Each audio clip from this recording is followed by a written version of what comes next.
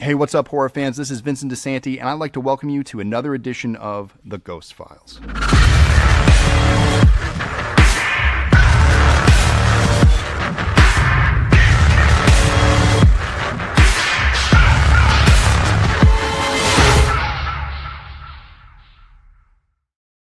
What's up, everybody? It is Friday, June 13th, and I want to wish all of you a happy Friday the 13th on tonight's episode of the 50th episode of The Ghost Files. What's up, everybody? The chat is hopping off. I'm your host, Vincent DeSanti. If you haven't already, hit all the buttons below this video, the like button, the subscribe button, anything that gets you connected to Womp Stomp Films, because this is certainly the place to be on Friday the 13th. It was a busy day in the world of Friday the 13th today. Lots of things happening in the world of Jason Universe and the Crystal Lake franchise. And of course, Womp Stomp Films never lets Friday the 13th fans down. On Friday the 13th, we released a ton of material, and we're going to release even more material tonight here live on this broadcast exclusively. So if you tuned in today and you were on our social media, you're going to see everything that we posted today and a few extra things that we didn't post. We actually got some stuff that came in right before this podcast. I have been preparing for the last hour,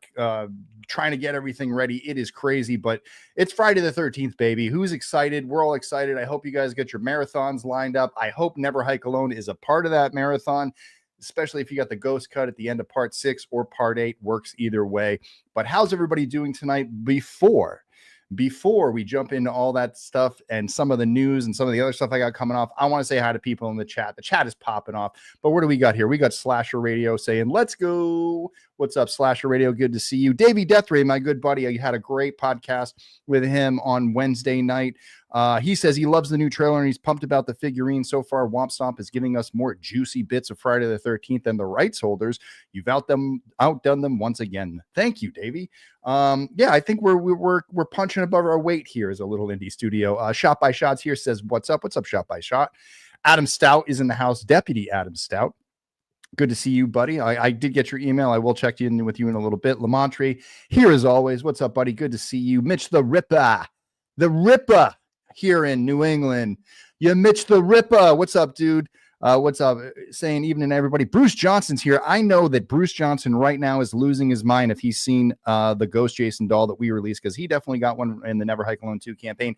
And Bruce, if you haven't seen it yet on the Instagram or the Facebook or any other stuff we left it on, or Twitter or whatever it was on, you're going to see it tonight. I have your 6-inch 1/6 scale Ghost Jason Voorhees cloth sculpted figure. We're going to look at it tonight along with some other cool stuff. Sunker Putch 88. I know who that is. That's my mom. What's up, Mom? How you doing? Mitch, you're there again. But Steve DMV, what's up, brother? Good to see you. Happy Friday the 13th, everyone. Let's freaking go. And happy birthday, Jason. Yes, happy 79th birthday to Jason Voorhees. Howdy, folks. Happy Friday the 13th. And happy birthday to Camp Security Jason from Robert the Wolfman. Ghost Jason's in the chat checking in. Good to see you, buddy. Doc and Rocker Peck. Love to see you, Greg. Good to see you. Moy's in the chat. What's up, Moy? Good to see you, buddy. Here and there. Let me see. What's my mom going to say? I was 13 on the like button. Must have been my lucky night. Tyler Adams saying up, happy Friday the 13th to all you boys and girls. Shout out to Tyler. He actually got some work done right before this podcast, and I'm going to share with you tonight, which is going to be really, really cool. Yo, Jordan Harvey is in the chat with his broken ass legs. I don't even know how he gets up on his desk with those legs. Anyway, let's see who else is here. Miss Girl Bunny is here. Miss Girl Bunny 69. What's up? Yes, all the good names are taken. Blake is here. Hey, Vinny, love you. Can't stay watching Smile 2 with my boys. Excited about the new video game. Thanks, buddy. Enjoy Smile 2. All the music. It's great. Alley Girl's in the house. She's saying we want Womp Stomp Films. We'll get to some of that stuff later. You guys are saying hi to each other and all the pleasantries. Cheesy Corn Pop is here. Who else is it? He's just saying hello. Anybody else? Gory Tiger. I thought it was Gary Tiger, but Gory Tiger with, oh, look at that. The Crypt Keeper. You know what? Oh, I guess I did leave my little thing on. So I do have my little button up top. I do have to get into my media assets and change my background. So I got a nice clean background now. In fact, when I change over to speaker view, like, boy, I got to change it there too. Why is it doing that? That's what I want. Okay, cool. So we're going to jump right into headlines tonight. We got a ton of them, but we're going to start off always as we do by promoting the upcoming conventions really quick. Monsterpalooza is up next on Saturday. On Saturday and Sunday of June 26th and 27th in Nashua, New Hampshire. I will be joined by tons of greats, including Kane Hodder, Brad Laurie, Miko Hughes, Mark Price, Brett Wagner, and a slew of an amazing vendors and artists and other artisans from the New England area who will be up in Nashua, New Hampshire. Definitely come check us out at the Sheridan Nashua on One Terra Boulevard in Nashua, New Hampshire, 03062. Definitely want to see you guys there. It looks like I forgot to put all the stuff about Camp Nightmares, but Camp Nightmares is August 8th through 10th. They just signed Ken Krisinger and Glenn Ennis, who set a world record for being set on fire in Freddy vs. Jason. He's the one who did the firework in Freddy vs. Jason. So that was cool. Quick update. Ghost in the Fog is gaining steam. We launched a ton of new perks this week. I'm going to show you them in a second. In fact, I better pre-prep that now before I forget. If you haven't already, jump over to the Indiegogo. The link is in the description of this video. You can scan this QR code right here. The campaign is kicking off. We're going to take a quick little look at it. I'm going to add it to the stage. Don't mind me. Bam. We're currently sitting at $23,911. That's 47% of our $50,000 goal. We only have 2 days left, but we have 224 backers. But like I said, we just added a ton of perks to the campaign earlier this week. We're going to add more throughout the weekend. I got a good feeling. It's a magic on Friday the 13th. I talked to some backers who may be taking some of the higher tier perks to really start to get us to jump up a little bit. But if you see here, I've added this final cut Blu-ray. It isn't different from the solo camper, for those of you who have got it, but I made it easier for people who saw the trailer today. This final cut Blu-ray is the one that comes with Ghost in the Fog on it. If we can get it done by the end of the year, especially we'll get it done by the end of the year if we get this campaign, but if we don't, we're still going to try to get it on there. But your final cut Blu-ray is going to be there. We did announce Never Hike Alone, the game, today. You can get a pre-order for the game and you can be one of our beta testers this summer if you back the game right now. We got 17 claimed already. These are unlimited slots, folks, so you can get this game.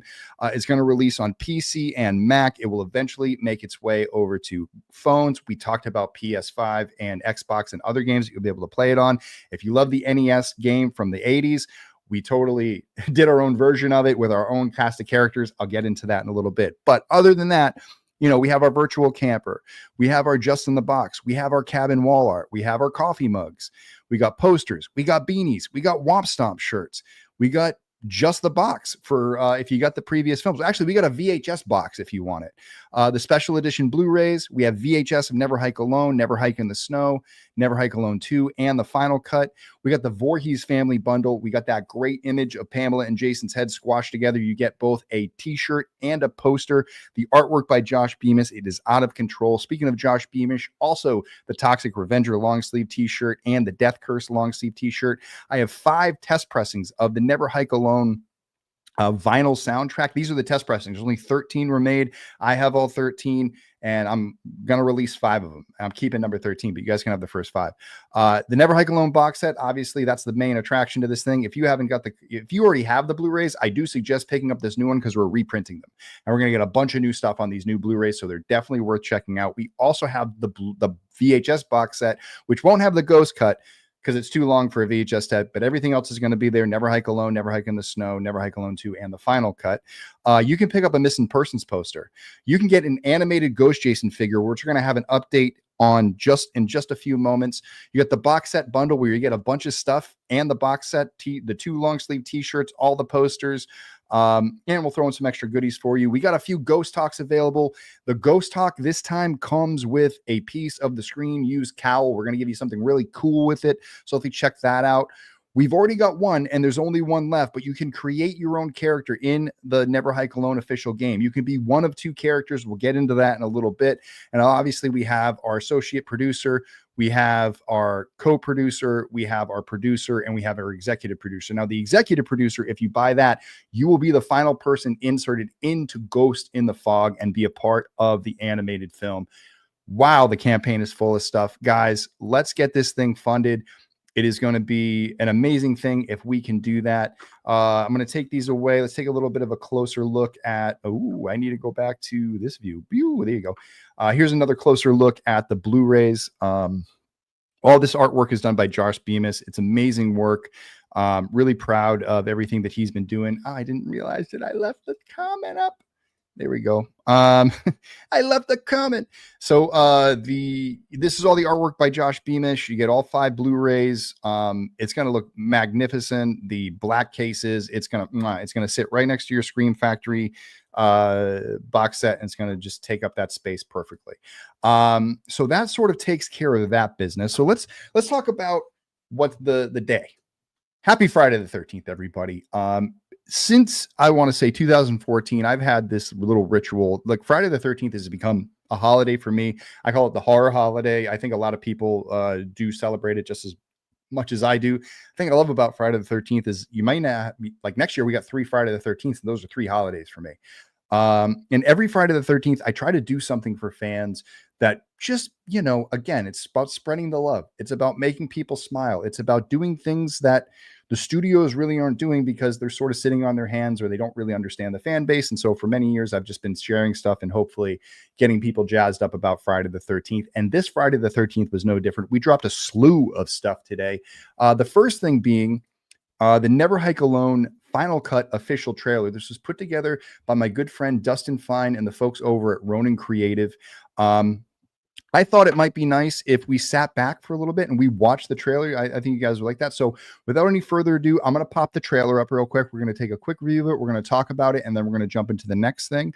So I'm going to do a quick add to stage, and we'll just do a little bit of this, and I'll shut up. Oh, no.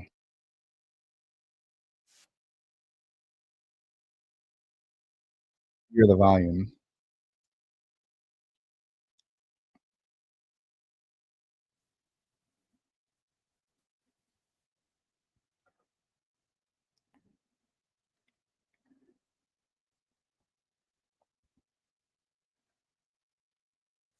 Okay, no sound. My bad, guys.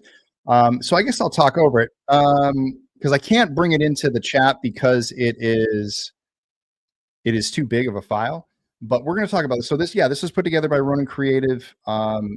Those guys did a bang up job doing this. And it puts together in context what we're doing with the final cut, which is going to be a seamless cut of all 3 Never Hike Alone films, Never Hike Alone, Never Hike in the Snow, and Never Hike Alone 2. We're going to cut Never Hike Alone 1 and 2 together, so they're kind of going back and forth.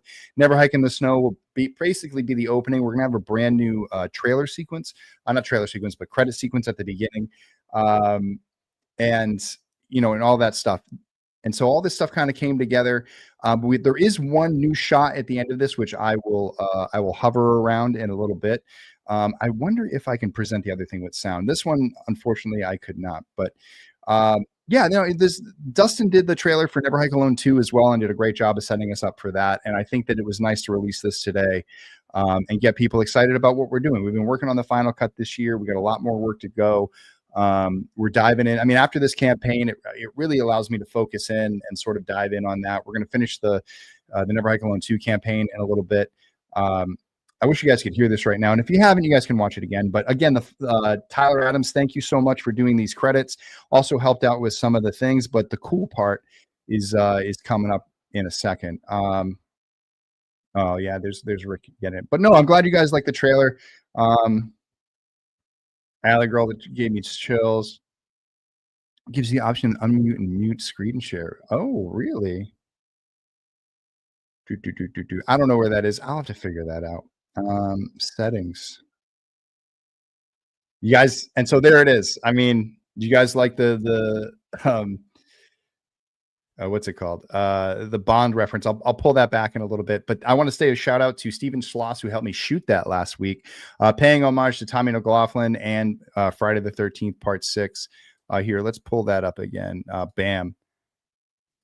Look at this. This is just so cool. I was so happy that we did this.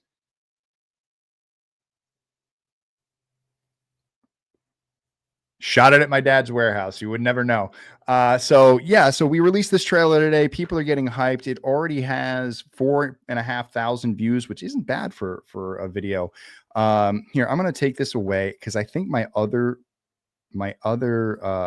video that I have will actually print. Nope, not that one. We want this one. Open, please. Yes. Cool. Wait, stop. Bam. And of course, before I get into that, hang on, remove, get out of there, buddy. We're going to get into that next. So that's the official trailer that we released today. If you haven't checked it out already, check it out on our page after this stream. The other thing we released today that surprised everybody and nobody knew that we were working on. Well, no, you guys did. If you tuned into the Ghost Files, you knew that we were working on this when we finally came out with the trailer for Never Hike Alone, the game. Here, we're going to check that out real quick. And this one does play sound.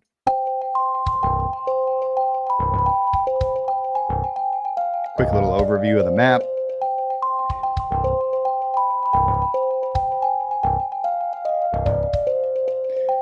Different environments, the forest.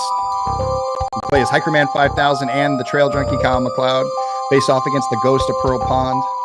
There he is right there with his head. I mean, he comes and he'll run you down.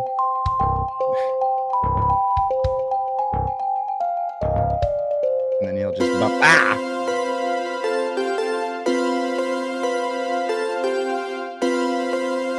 So all the music is done by Robert Allenson, who is also the game developer of this project. We're launching Womp Stomp Games, which is going to be really cool. I did change the name of my company to Womp Stomp LLC because we're going to do a lot of stuff like this.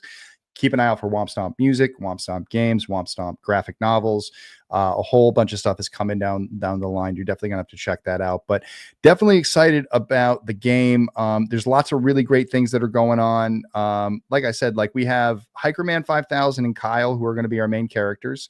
There are a couple of generic characters in there right now, and through the beta, those characters will be the one that we play. If you purchase one of the Create Your Character perks, you're going to play alongside these two knuckleheads and try to defeat the Phantom of Pearl Pond, the Ghost of Pearl Pond. But you know, it plays very similar to Never Hike Alone. It plays very similar to the Nintendo Entertainment System version of Friday the 13th from the 80s. I actually worked on a very cool story with Brandon Scott Murphy today that we're going to work into this. This is completely unrelated to Friday the 13th. This is not an official Friday the 13th project. This is a complete, this is a 100% Womp Stomp Films Never Hike Alone story. It's Kyle and it's you know, the characters that we created, but they're in a new place. They're going against a new villain and a new backstory. So it's going to be a cool thing. You're going to be able to search around the camp, find clues, try to look for the Ghost of Pearl Pond. You will try to defeat the Ghost of Pearl Pond and do your best. We're going to have lots of really, really fun stuff in there and kind of jump into that. Now, the other thing that we launched today and we did show today was the Ghost Jason 1/6 cloth figure. I'm going to pull up a nice little view of that right now. And here he is. This was done by, I forget the name off the top of my head. I will get it to you shortly. Recognize my face, son. It's been such a crazy day. Oh, it's not comic, is it? Yeah, it is. Comic Creep Custom. My good friend Chris has been putting, like, you have to understand, the original person who was supposed to do these bailed on us, and this guy Chris came out of nowhere and was like, hey man, I'll hook you up. Did it for a very reasonable price, was able to put these figures together. They look absolutely sick. Look at all the things you get. You get the stand, you get this beautiful Jason that's done, a machete, an axe, the arrow with the quiver, a sickle, another axe, and a bloody machete, and a bow and arrow. So I think you get a bow and arrow. He's working on that too. So just a little bit more and a little bit cleaned up, a little different views. And when the mask comes off, there he is. I mean, it's the exact Kelsey Burke mold for the way we did the face reveal and Never Hike Alone. These are going out to, I think, 2 or 3 select backers from Never Hike Alone 2. I had a few extra made. They're going to end up on the campaign probably tomorrow. I have to double check our figures and make sure that I don't post too many because we're only getting so many made. And then we can always get more made down the line, but I'd hate to have to wait. And I got to go back and forth with my guy on that for a little bit before I do. But there's another figure on the campaign right now. And right now we have a temporary image, but like I said before, our good MVP and resident VFX artist, Tyler Adams, was kind enough to put together a 3D rendering of what our 7-inch animated Ghost Jason figure is going to look at, and you're going to get a first exclusive look at it right now. There he is. So this is just the first pass of the model. This will be printed with a 3D printer. Brandon Scott Murphy from Sculptor Die is going to 3D print these, paint them, and give them texture and make them look really, really cool. But we're going to do a quick little turnaround with this guy. You know, just give him a little bop, bop, bop, bop. Look at this all the way around.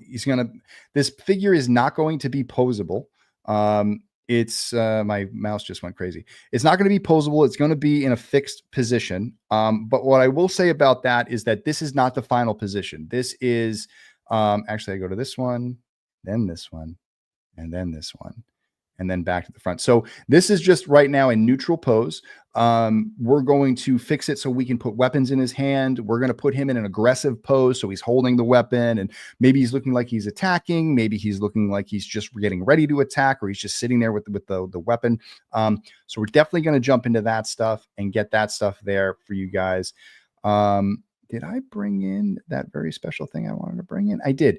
So another thing that I posted previously before we did this, today I teased on Twitter that if we reach $25,000 on Twitter, I was going to release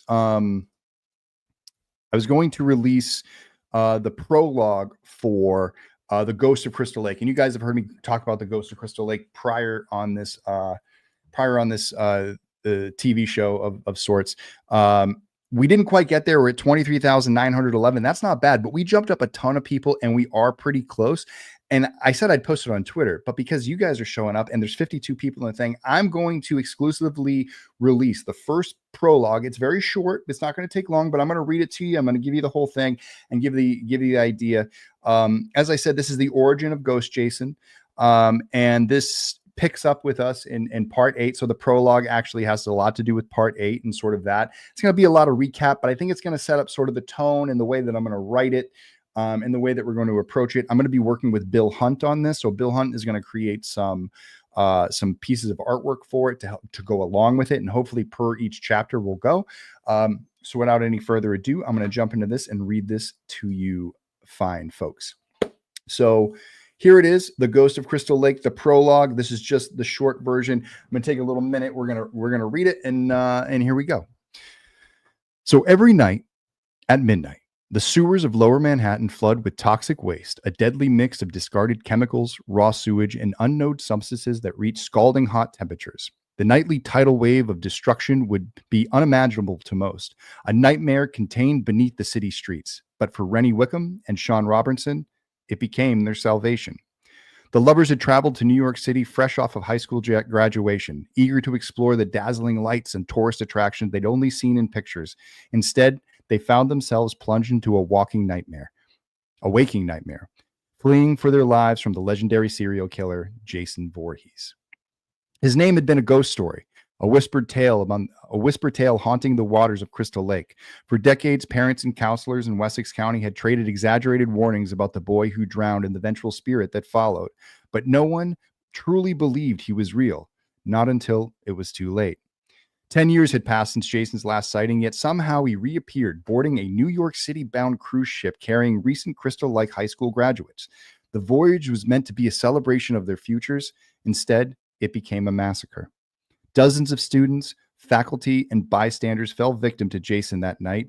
Even the cruise ship Lazarus sank, taking its captain and crew to the bottom of the Atlantic with it. By midnight, Rennie and Sean were the only survivors of a graduating class of 1998. Trapped in the maze-like sewers, their escape was blocked by a stubborn manhole cover above and Jason's relentless pursuit below. His heavy footsteps echoed off the damp walls, each step closer than the last. It would seem they would join his long list of victims. Then the clock struck midnight. Rennie screamed as the toxic waste surged into the tunnels like a living force, its acid stench burning their eyes and throats. Perched high on the ladder leading to the surface, they watched in horror as the sludge engulfed Jason. His towering figure disappeared beneath the boiling current, his strangled roar echoing through the tunnels before vanishing altogether. For them, the nightmare was over. For Jason, it was only just beginning. So that is your preview to the Ghost of Crystal Lake small short story novella that I'm going to write. It's probably going to be around 13 to 26. It's probably going to be 26 chapters, 13 chapters per character. There's two main characters, Jason and the other character that we'll get into. And it will cover Jason's journey back to Crystal Lake.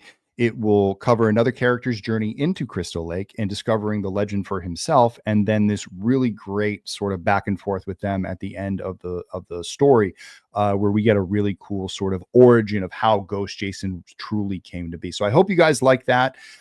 There's a lot more where that came from. I have a couple more chapters that are in the works. I got to clean them up and kind of get in there. The next chapter is really, really cool. It's all about Jason's ride down the sewer tunnel and what's going on through his head. You're going to learn so much about who Jason is and what goes on internally in, like, that's the really cool thing about literature and writing, is that, like, when we're watching Jason on screen, we can't really tell what he's thinking. We can do some things to give you a thought or maybe a little bit more emotion that you would realize to be there, but we're going to get really in depth in Jason's head, and it's going to be a lot of fun. So definitely keep an eye out for this. And it's one of those things that if we get more support on the crowdfund, it makes it easier for me to kind of create this stuff and find other vendors to help me sort of like create the artwork and all that fun stuff. So that's going to be definitely really cool. So with all the fun stuff that we had to release today and share with all of you, we should now jump and talk to, sorry about the motorcycles going by outside. I left the window open because it is hot as hell in New England tonight. But anyway, let's shift gears really quick and let's talk about the big boys, the professionals, the Jason Universe. Today, Jason Universe made two huge announcements, according to them. The first was this: Jason Universe will be working with NECA to create a brand new doll. They released a press release, so let's give that a little bit of a read. Let me give myself a little space here. I'm going to take that away. A multi-platform expansion of the Friday the 13th franchise from its original orders, the Jason Universe, officially launched with a brand new Jason Voorhees redesign earlier this year. Above, you guys have seen it. And the new version of Jason will soon be getting his own NECA toy. The NECA team has taken to social media on Friday the 13th to tease the upcoming collaboration with the Jason Universe, though we have no further details at this time. We can expect to see upcoming toys and collectibles based on the new Jason design in the coming months, which was created in partnership with makeup effects legend Greg Nicotero, which we have learned he kind of was involved. Not really. We strive to maintain Jason's original essence while continuing to move toward the future with a defined look and feel that takes Jason into his next chapter. We're also working with both familiar and fresh franchise voices to strike the balance, Horror Inc. President Rob Bersinian said in the recent statement. We gave Greg the new 13-hole mask and worked together on his full body look that embodies classic Jason. He's a strong, tower-working, terrifying slasher with a machete, his weapon of choice. It's incredibly exciting to bring Jason Voorhees back into the lives of fans in such a bold and fresh way, adds Friday the 13th LLC's Mark Toberoff. We're thrilled to be working alongside Horror Inc. on the next chapter of the franchise and Jason's legacy, and we share their passion together, making sure that this return delivers everything longtime fans have been craving while opening the door for an entirely new generation. Let's hang on to those words. The launching pad for the Jason Universe will be Peacock's Crystal Lake, the upcoming prequel series starring Linda Cardellini as Pamela Voorhees, but Horror Inc. Chief Marketing Officer Sherry Kahn promises their ambitions extend back to the big screen and beyond. We're listening to fans and actively developing a slate under the Jason Universe banner that spans new movies, gaming, immersive experiences, collectibles, and more, Kahn teases. Our film franchises is one of the most enduring horror properties in cinematic history, and we're actively reimagining what the next chapter and slasher genre overall can become. Stay tuned for more stuff on that. So it's Friday the 13th. It's Jason's 79th. It's actually Jason's birthday. It's Friday the 13th. Jason Universe launched last year. They've had a complete year to put something together. And this is as far as they've got. And the other thing that they had that they wanted to release to us was this announcement that Jason Universe will be joining the Halloween Horror Nights. Now, I'm not going to show the teaser that they released because it didn't show anything new. It showed a room with a TV with someone banging on some glass, and they showed the mask again, and they showed Greg Nicotero's art, and they had a little press release with this one too. So let's just go through that really quickly. We had Halloween Horror Nights is resurrecting Jason Voorhees for a vengeful tour around Universal Studios Hollywood and Universal Studios Florida with a newly announced Friday the 13th Jason Universe Horror Horror Maze.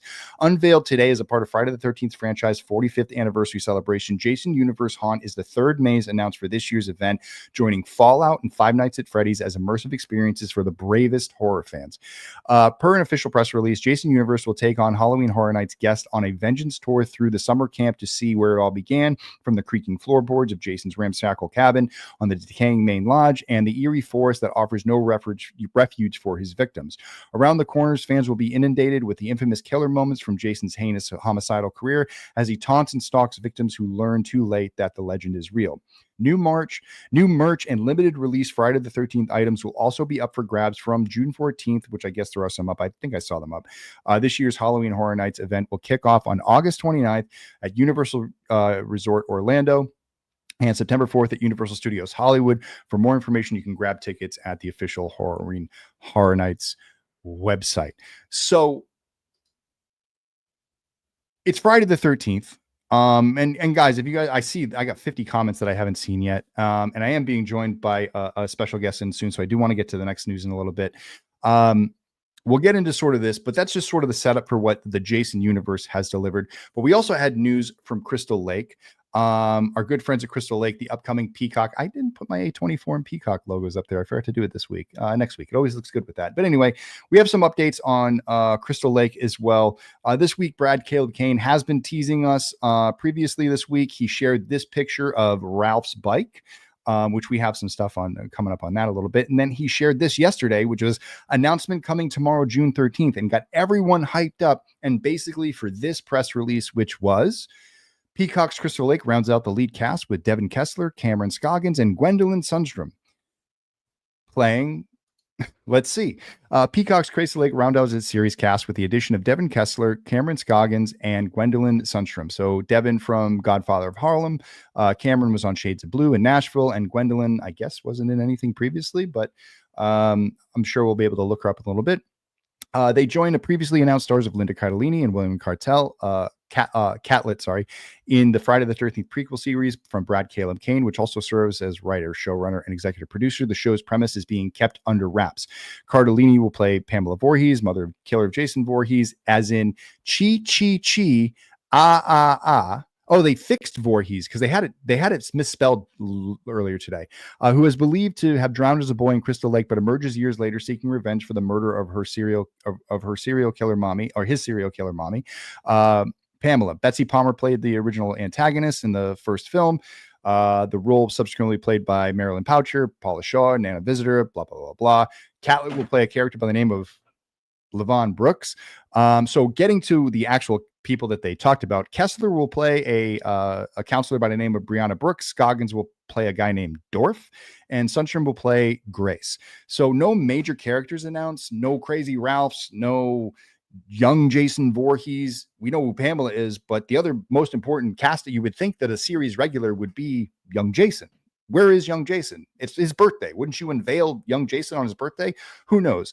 But anyway, we did get some interesting updates too. There is a nice little update in here. Crystal Lake executive producers Kane, Mark Toberoff, Victor Miller, Robert Barsimian, the two Barsimians, and Stuart Manisil. They include the directors. So our directors for seasons episodes 1 through 3 are Michael Lennox, who is also an executive producer. Celine Held and Logan George will, I guess, co-direct 104 to 106, and then Quinn Tron will direct. So there's 8 episodes. So we do know that there are 8 episodes for the first season, 7 and 8, 3, 3, and 2. That seems like a pretty good way to balance it. It's interesting that they split it up that way, that a director is going to do 3 in a row, 3 in a row, then 2 in a row. Usually they do 1 and switch off, and then it's like 1 and 3 and 5, and then someone does 2, 4, and 6. That way they can take breaks in between. That's pretty interesting that they're doing that way. They're going to keep people working for a long time. And then this is the part where nobody cares about. This is all for, people behind the scenes to kind of like all the reps to kind of wax their own balls and stuff like that about who signed and all this kind of BS. That's all Deadline is there for people to do that. Before I dive into anything, I do want to welcome a very special guest to the Ghost Files tonight, a good friend of mine and the owner and operator of Friday the 13th franchise.com, Jason Parker. Jason, I need to pull this up. There you are. Hey, what's up, buddy? How's it going? Good. Happy Friday the 13th, first of all. Thanks. You too. How's your Friday been? It's been good. I actually didn't work today, so I had some more time to kind of dive into everything that's been going on and try to keep up as best as I could, but it's been pretty good. How about yourself? Yeah, I've been same thing. It's like I got caught up as best I could in the morning and kind of set myself up. And as I was out today posting as much stuff as I could, it was just like stuff was rolling in and I was just screenshotting everything and be like, okay, this is on the podcast tonight. This is on the podcast tonight. And we are going to talk about one thing. I will say this, and we've talked about this a little bit behind the scenes, is that even though they didn't announce Crazy Ralph tonight, I think fans have figured out who Crazy Ralph is going to be. And we're going to get it. So if you guys want to stick around tonight, we're going to show you exactly who Crazy Ralph is going to be, who you want to follow on Instagram, because he's definitely very animated and very funny. And I'm looking forward to seeing, he seems like a personality already. And it's the first sign of like real positive, like, oh, here's somebody who seems like they're enjoying this and really kind of doing, I think Brad's enjoying it too. Right. But you've been covering Friday the 13th since how long? 17, 18 years, I think now. I've been kind of here and there, background, writing about it. Mm-hmm. Yeah. Like just in the capacity of just like writing about it, reporting on it and all that. So it's been a while. Yeah. Yeah. So for you, how is it sort of, it's probably been a big difference in the last year, or I would say, and especially in the last few months than it has for the last 15 years. Right. How's the excitement been for you as far as like actually getting material to actually want to talk about? Oh yeah, no, I mean, you can only write about the films that have been around for so long, right? There's so many things you can dig up. I mean, man, Crystal Lake Memories, you always go back to that, was kind of the thing that kickstarted all of this in a lot of ways for myself. But yeah, you find a lot of things out, background, a lot of history, and that's great. But at some point, that can only carry you so far, not only as somebody who runs a site, but also as a fan. And there's different types of fans in the fandom that we're in now. We have people who just want the films that have been out, especially the 80s films. Those are the films. Anything new that comes out, they're like, they could probably do without. But there's a lot of people like myself who I actually thrive on new things. I want to see new things injected into the franchise. I really enjoy that. And so for me, running a site, yeah, absolutely. Having something new to report on is a good thing. It's welcomed. Yeah, no, definitely. And so we should probably just kind of jump into that stuff. Now, how do you feel like, so let's start with the sort of Jason universe, because I think that stuff's a little bit easier to kind of go through, because they didn't launch much today. I mean, starting with the NECA thing, obviously, like, yeah, it's nice. They're working with NECA. We want more NECA figures. I think a lot of people would like to see maybe part 8, maybe a Jason Goes to Hell, maybe a Jason X, some other things that we really haven't seen from them yet.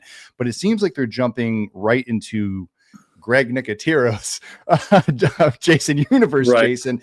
And still the only thing that we're looking at is a mask and a concept image. It just, my overall feeling for today was sort of like, we're Womp Stomp, and this was sort of like Womp Womp. It was like, we have all this time. Like, if you're going to, in my opinion, like if you're going to say we're going to work with NECA, we should be looking at a doll today. They've had plenty of time to put together a concept art or put together some type of concept piece that they could have put out like they did with Pamela. So how are you feeling about sort of the Jason universe? And obviously we don't want to piss off anyone at Jason University, but I think it's let's caveat this now with everything that Jason and I are going to say is going to come with constructive criticism, and it's coming from the heart, and it's coming from, we're not here to bash. I've seen a lot of people, like, and you probably see it too, and I would love for you to talk about this because you have a website where you're getting a lot of feedback. I mean, it's coming back from the fans, and so we're sort of the buffer between that and being like, okay, we're not going to say exactly what the fans are saying, but there's a lot of negativity. I mean, especially around this. What have you been seeing? Yeah, I mean, okay, let's start with the initial launch of Jason Universe last May, not this past May, but in 2024. They lost a lot of goodwill with that launch by basically doing nothing with it for a year. And if I'm sure they're aware of that. The people involved, that would be Horror Inc. more specifically than anything else. So I think right now you have a lot of negativity because of that. You launched something called a universe, and you did nothing with it for a year. And now you've kind of relaunched it, last month, and now you're starting to see things come to fruition, which is good. I personally think it's a good thing because at least we're getting something as fans that we can have something to look forward to getting. Now, that's the positive.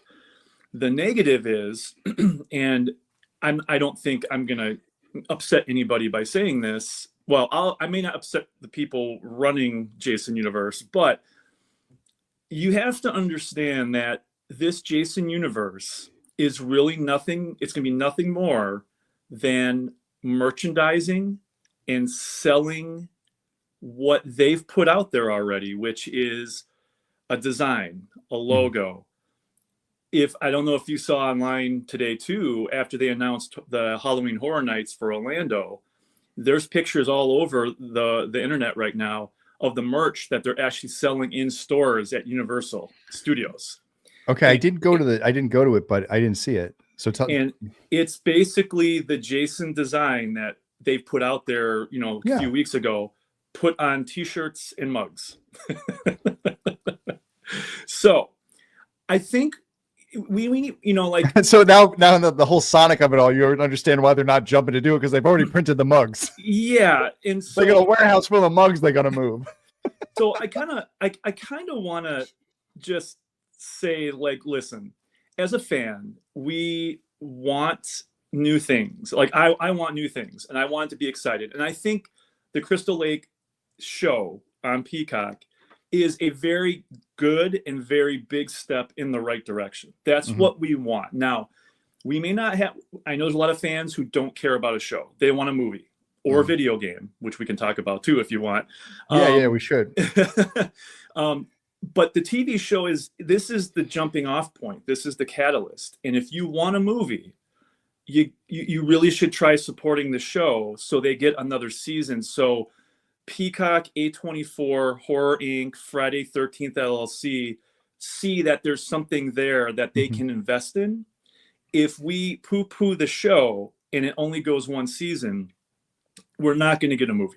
No, yeah, it's going to poo-poo the movie, the movie's not going to get the budget that we want. You know what I mean? It's going to be really something, which at that point I'll still make it because I can make it with any budget. But, but yeah, no, you're definitely hitting it off the head. I mean, I feel like Jason Universe is slowly and unintentionally, because I do, like, at the end of the day, I do feel like the people there have the best intentions. But as it was described to me, it seemed that the group that is in charge sort of likes the property, wants to do things with the property, but doesn't quite get the property. Isn't quite in tune with the fans. They have a disconnection. It's something that, like, I think you and I have both sort of said online. It's like, I feel like they need to reach out and be a little bit more back and forth with, because they say that they reach out in these press releases about like, oh, we're getting in contact with these people. I would like to know who they're getting in contact with and who is steering in this direction. Are they just yes men saying, yeah, that looks great? Because I have, like, you see a few people that are like, oh yeah, the mask looks fine to me, but they are more the casual, not really a Friday the 13th fan. They're like, that just kind of looks like Jason is, like, you know what I mean? Like when we look at Michael and other characters, we're like, oh yeah, Michael's Michael, whatever. It's like the little intricacies. Yeah. And, going into like, so we have like the NECA thing, and my big issue here is, again, it's like, it's the time. It's the fact that they've had a lot of time to do something. I'm one person. I have a small group of people that are helping me, and I launched 2 trailers today, 2 figures. I built a game. We're working on a new cut. We got a campaign running. We're doing an animated series. Like, we got all these things, and this is just fans helping each other out and working in small teams to do it. And this is a universe. A universe full of people.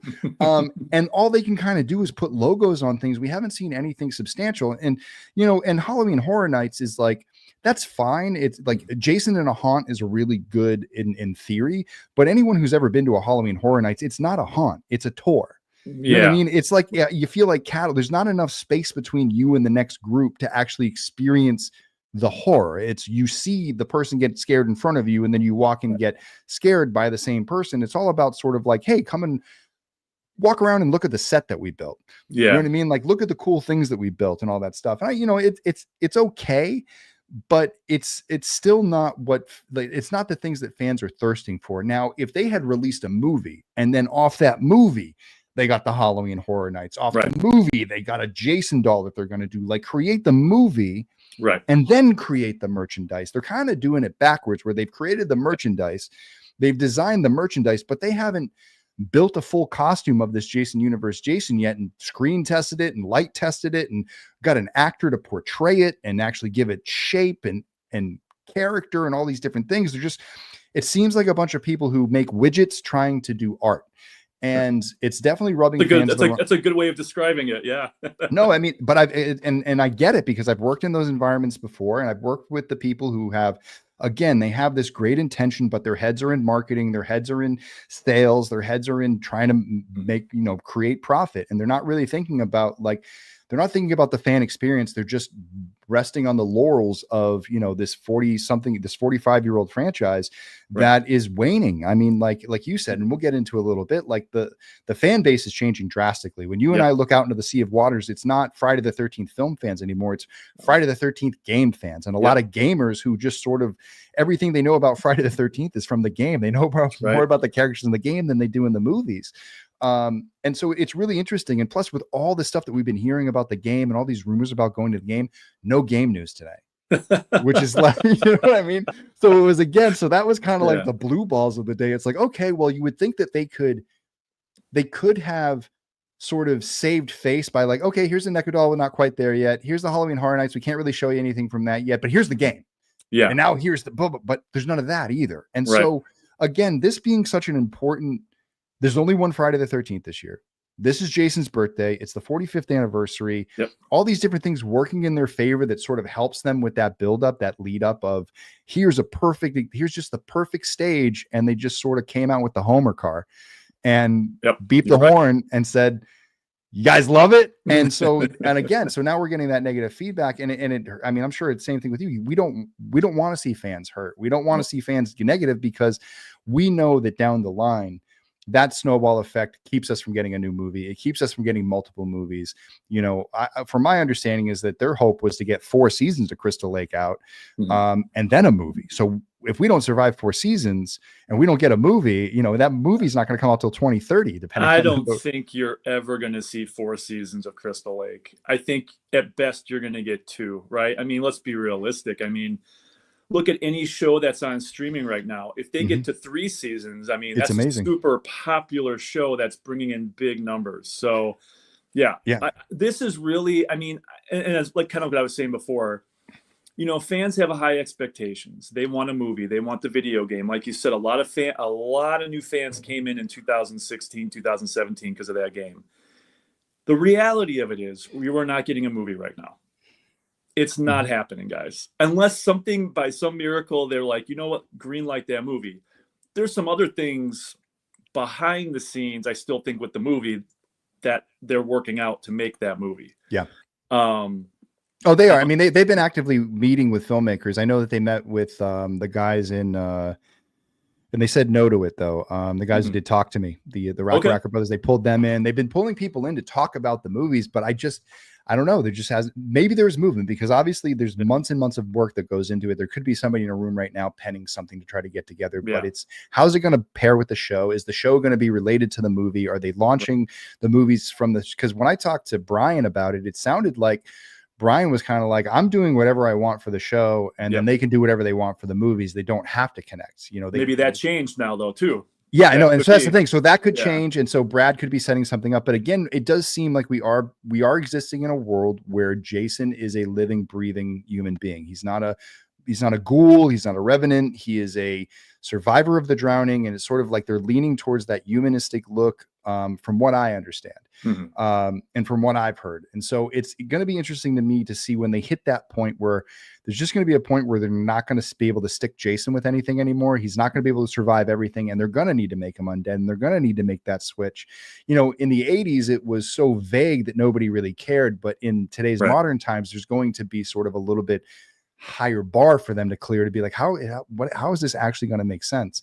So it's going to be interesting. So with that said, and so since we're talking about, let's jump into the Crystal Lake stuff. Obviously the stuff with, the tease are crazy. There's nice little teases. I would say, Brad, you have an art department. I saw your letterheads. They looked really cool. Right. You couldn't get, you just literally typed it into notes and did a screenshot. Like, it's pretty funny. Like, he must be, like, how busy he must be to be like, oh yeah, by the way, tomorrow, kind of, that made me. You know what though? I gotta say, he's been really good about putting things out there. You know, when I found, I can't remember the guy's handle on Twitter, but he linked a bunch of the casting call stuff and sent it to me, and super awesome. And I apologize, I don't remember your handle right now, but if you're watching, I appreciate that. Thank you. And I was reading through all the casting call stuff, and I posted about one of those weeks ago, and Brad liked it. He liked that post. So I know that he's watching this stuff. He's a fan, he's involved, and he's putting good teasers out that a lot of people may not do who are running a show. They may not. Maybe they're busy. They don't want to, you know, that kind of stuff out there right away. But I appreciate that. And I think it's really cool that he's keeping us in the know and involved. No, I totally second that a lot. I love the fact that he's actually tweeting and keeping us up to date, and he seems excited about it. You know, he's a big fan, obviously, and I think that was one of the things that the franchise struggled with for a while, because they weren't really hiring fans; they were just hiring anybody who wanted a job and just cranking out the next one. Even Marcus Nispel wasn't a huge fan of Friday the 13th and didn't want to do another remake. You know what I mean? It was sort of wasn't, his heart wasn't in that. And so it's nice to know that whoever's working on it, their heart is in it. And when we first kind of started talking about it and they announced that like Pamela was going to be a singer, I started to be like, what is this show going to be? And then I remembered that Brad was Aladdin. And did all the voice work for Aladdin as a professional singer himself. So it's sort of like, you know what? He's a huge Friday the 13th fan, and he knows the singing world a lot. So at least we know we're not going to get a superficial singing sort of story. It's something that can be you can probably work that in and be relatable. So, and Pamela having like a secret talent of being a very nice singer isn't a bad thing. I think it's like an endearing quality that fans will sort of, it's one of the reasons why we're going to fall in love with her. I'm interested in some of the things that are going to make us fall in love with Jason as a young kid. I'm not interested in like a little like skeezy little weirdo, like in like Rob Zombie's Halloween, Michael Myers. I think Jason is going to be, you know, and as Pamela has always said, he's a very sweet boy. I think he's going to be misunderstood. I think he's going to be curious. I think he's going to get himself into a lot of trouble just because of the way he looks and wanting to fit in.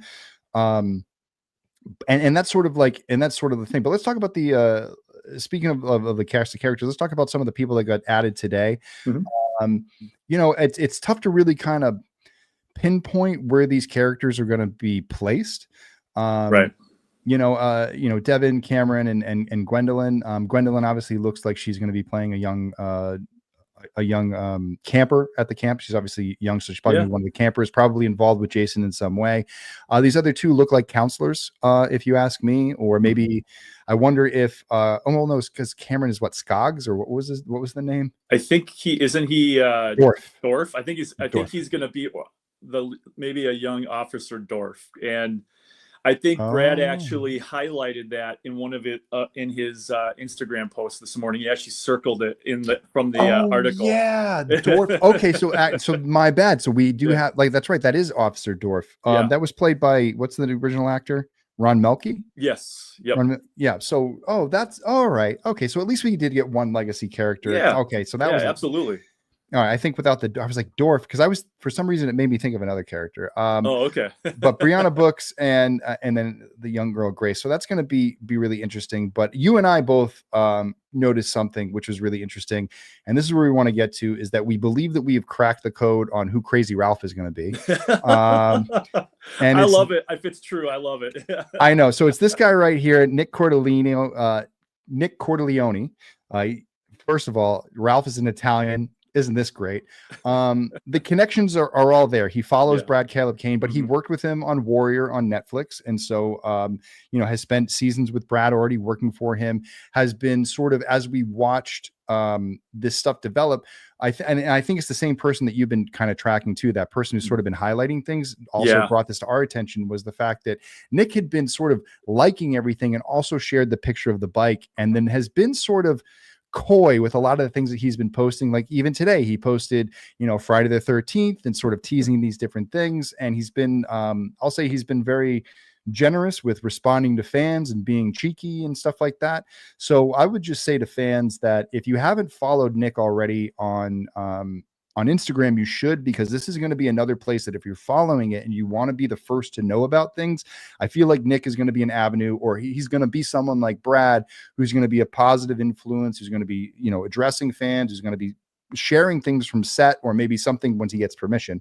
But I think it would be nice. I think after today, I think what the fans really need is like a shot of him riding down the street on the bike, yelling that everyone's going to be doomed. And I think that all the world would be set straight. I think those are I think that's what everyone's waiting for. I think everyone's waiting for that moment where we get to really celebrate, like, there's Ralph, like a screenshot of Pamela, or at least, Linda in a makeup test, in a hair and makeup test with a costume on, like, right. Or who is going to be young Jason. And that's sort of like, that's my only letdown about today, is that it's nice. And, I'm glad that this is going to round out the cast. We're going to want to know everybody who's on the cast and doing all these things. And I'm sure they'll all play, specific roles in doing these things. But what we're really interested in is who is going to be leading this and who is going to be Jason. There's such a big question mark around that. What are your feelings as far as like that approach, or like, what do you think, how they're handling this so far? Well, casting Mrs. Voorhees was probably the most important casting of the entire show, right? So they got that and they nailed it, and she's going to be great.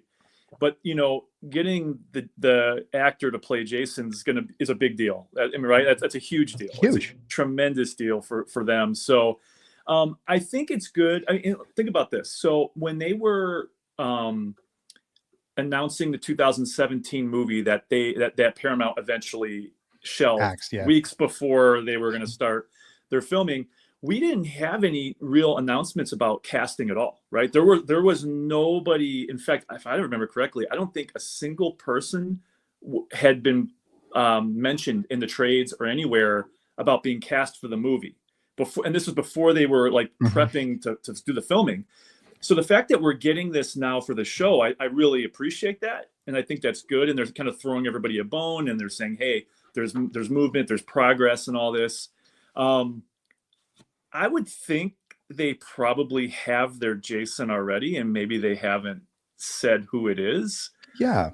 Well, there's also contract talks. There's things like that we're not really privy to. Right. You can't make these announcements until all the agents agree and all the contracts are signed, and everything's kind of there. That's sort of that's the way. And maybe, who knows? Maybe some of these agents were like, we know Friday the 13th is coming up, and we know you're going to want to make an announcement, so we're going to hold out for more money.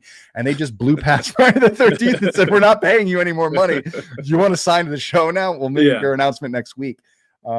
I don't know. I feel like they have a chance to rebound on Tuesday the 17th. I don't know if anybody who watched Psych, but it's kind of it can kind of be like, it's a great episode. That is like the best. It's really good. Yeah, so I feel like they could sort of like, if they're for the real nerds out there, they could kind of play one on us and give us a little bit more updates, or maybe throughout the next week we'll get a little bit more throughout the weekend. It would really, really be nice. Yeah. But yeah, so it's this is where we're at right now. Today was really, I think one of the nice things, and I think you noticed this too, is last night as I was going to bed, like I was literally getting in bed and I was about to go to sleep, and then I flipped open Twitter at midnight just because it was turning Friday the 13th, and it was like pandemonium. Yeah. I mean, people were loving it. I loved it. I think it's the first time in a long time that Friday the 13th has been an exciting, something everyone's sort of looking forward to, something like this. I'm not sure today necessarily lived up to that hype. Yeah. But it's sort of like, it was like kind of like the last week playing the game. Like I knew everything was coming to an end, but it was sort of like, it's nice to be back here. It's nice to be back here with these people, because we haven't had an excuse to really get together and talk about things, because like you said, like we've been seeing the same things over and over again. Yeah.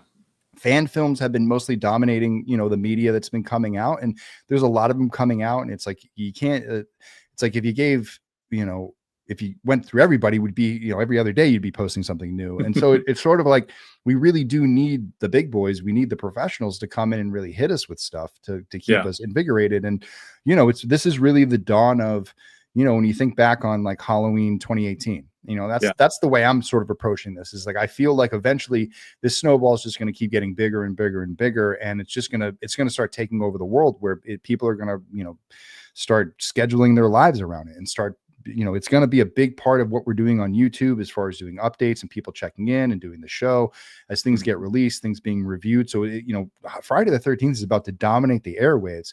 And I think it really, like you and like you, me, and a lot of people were sort of concerned the fact that like, here it is, we're stepping up to the plate and here's our chance. Are they going to strike out and go right back to the dugout? And then all of a sudden it's another, how many years of, nothing. Right. So it's really imperative, I think, in the next few weeks or the next couple of months to, but maybe this is the start of the doors opening, and it says it's like they're rounding out the lead cast. So you're telling me there's only 5 people in the lead cast. There's only 5 series regulars. There's Linda, there's Walter, and then there's these 3, and then that's it. Crazy Ralph's not a series regular, like Jason's not a series regular. That seems like this was like an odd sort of wording of this for me, because I feel like there's going to be a lot more people in the show, especially like who's going to be Steve Christie. Don't worry, not gunshots, fireworks. Everyone's getting started early out here. But it would be really, really interesting. But I think, so I'm going to switch the view around a little bit. I'm going to kind of jump into the comments, maybe answer some questions. Sure. Here, let's get us going there. Let's get a nice little background so we're not on top of stuff. So guys, I know you've been asking questions. There's been a bunch of stuff that's been coming in. I did see Marcy asked a question, which is really quick. Hey, Vince, it was good talking with you. I did get a chance to talk to Marcus this week. I'm curious to know if you would ever do a ranking of the Friday the 13th franchise from best to worst, and Jason actor and appearance ranking. That's a great idea. I'm always looking for new ideas and stuff to do on the show. So let's totally do that. Let me see. I'm going to remove that. So you guys have been talking a lot. So if you guys have questions, now would be the time to throw them. Do that. So let me see. What's this? What's Anthony saying? That Sundrum is going to be Jason. Want to bet? Sundrum? Which one was Sundrum? Was that the little girl? I don't think so. No. No. I don't believe so. No. No. I guess we'll have to see. We know Pamela kills Elias. Do we know that? I don't.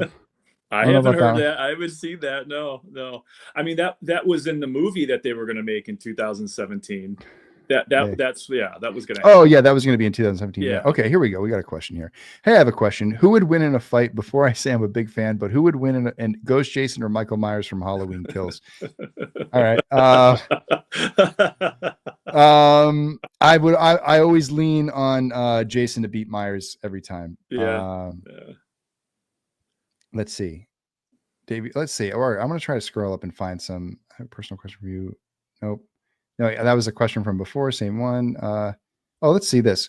If they do bring in Elias, I hope he's not abusive coal mine alcoholic. So it sounds like the Elias character. So where are you at this with Jason as far as for this show? Obviously, this is going to be. And when I talked to Brian, he agreed with this. That was sort of like the entire series hinges on the connection between Jason and Pamela. Mm-hmm. Their relationship is going to determine the choices that they make for one another. First, Pamela killing in his name, and then Jason killing in her name, and they have to be super close. So that we know that's going to be there. Do you think, or how do you feel about Elias sort of being a part of the show in some way, shape, or form? Do you think we're going to see him, or do you think he's going to remain a mystery man? I don't know. I believe they probably want to do that. I think, for 40 years, I mean, that's been something that, they want to know the dad, right? It's kind of like, it's that want that you don't know and you want to know. So like, what's this character? I mean, it goes back to Jason Lives, where they were, Tom was going to put him in the movie, the character, and ended up not doing it. They were going to put him in Jason Goes to Hell, and they changed some stuff around there, obviously. I personally don't think he's needed for the story. If you want to look at some in a parallel series like Bates Motel, right? They really didn't need to have the dad in there. Like, it's almost a similar thing. It's the mom and the son, right? That's kind of how that plays off on each other. So they probably will. They probably will at some point do that if they get what they want. I personally don't think that character is needed, but that's just me. Oh, I'm in the same boat. I'm not a big fan of anything with like Elias or anything like that. I feel like he takes away from their relationship, and I feel like him coming in and like, so the last thing I've always wanted to see was something about Elias and him being abusive or any of that stuff. I feel like that stuff's so cliche and played out. Yeah. It's really, and like I said, it's really about the mother and the son and sort of them being isolated and alone. So bringing in any type of father figure sort of kind of ruins it. Yeah. Marcus is hitting me up with a ton of super chats right now, so I'm just going to pop them up. He's letting us know his own ranking, which is part 6 is his favorite Friday the 13th movie. Okay. And then he loves the remake, and he's a big defender of the remake because he knows I don't like it. And then lastly, I've always loved part 3, but it's because Richard Brooker is my favorite Jason actor, and I feel he set the vibe and tone to portray the character from what they failed to capture with Jason. Yeah, no, Richard Brooker is. I wish he was still alive. I wish I would have got a chance to meet him. He sounded like he was an awesome dude. Yeah, he's a good guy. Let's see. Oh, there's Brandon Scott Murphy's in the chat. What's up, Brandon? Good to see him hanging out. Let's see. Where is he? Where are you guys' questions, guys? You guys got any questions about the show? About what do you guys feel about, Jason universe? I know you guys posted a bunch of stuff at the top, but we've been talking and posting stuff, so we got to get into that. Yeah. Let's see. We got one from Cameron. Would you ever want to have Freddy Krueger from Dylan's New Nightmare fight Ghost Jason? Cecil and I have talked about it. We would like to do that at some point. We just got to focus on Dylan's New Nightmare first. Dylan's New Nightmare 2 first. But we do want to build towards something where we can eventually, Dave and I, to get out there and do a little bit of fighting. We think that would be pretty fun. Nice. It'd probably be kind of short. I have a feeling that's what it would be. Man, this Marcus is like crazy. I also say that I love Kane Hodder, but I think he is as good as Jason. I especially adore ever so passion for Jason, and I still would rank Richard Brooker higher just because of how he's built for future portrayals. I do like, the build of Richard Brooker is almost kind of perfect. Yeah. And Kane's great too, but I think like the costumes got bigger on him as he went. Like in Jason Goes to Hell, he had to wear that full bodysuit. I know you're a huge Jason. Wait, did you have a chance to see Dark Hearted Jason Voorhees? I did. I went down to Texas for Texas Frightmare a couple weekends ago, and I braved the late night crowd to watch that. It was good. It was a lot of fun.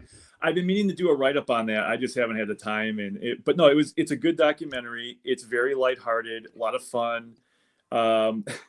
Stephen Williams is unbelievable in that documentary. He's great, man. He's so good.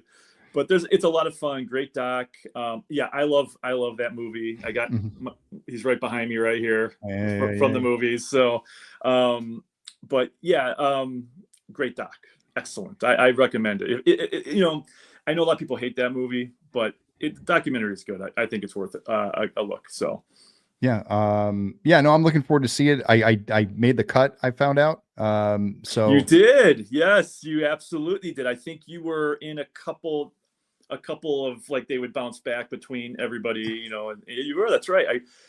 Yeah, you were in there. I was wondering who was all going to make the cut. Cause they got like what?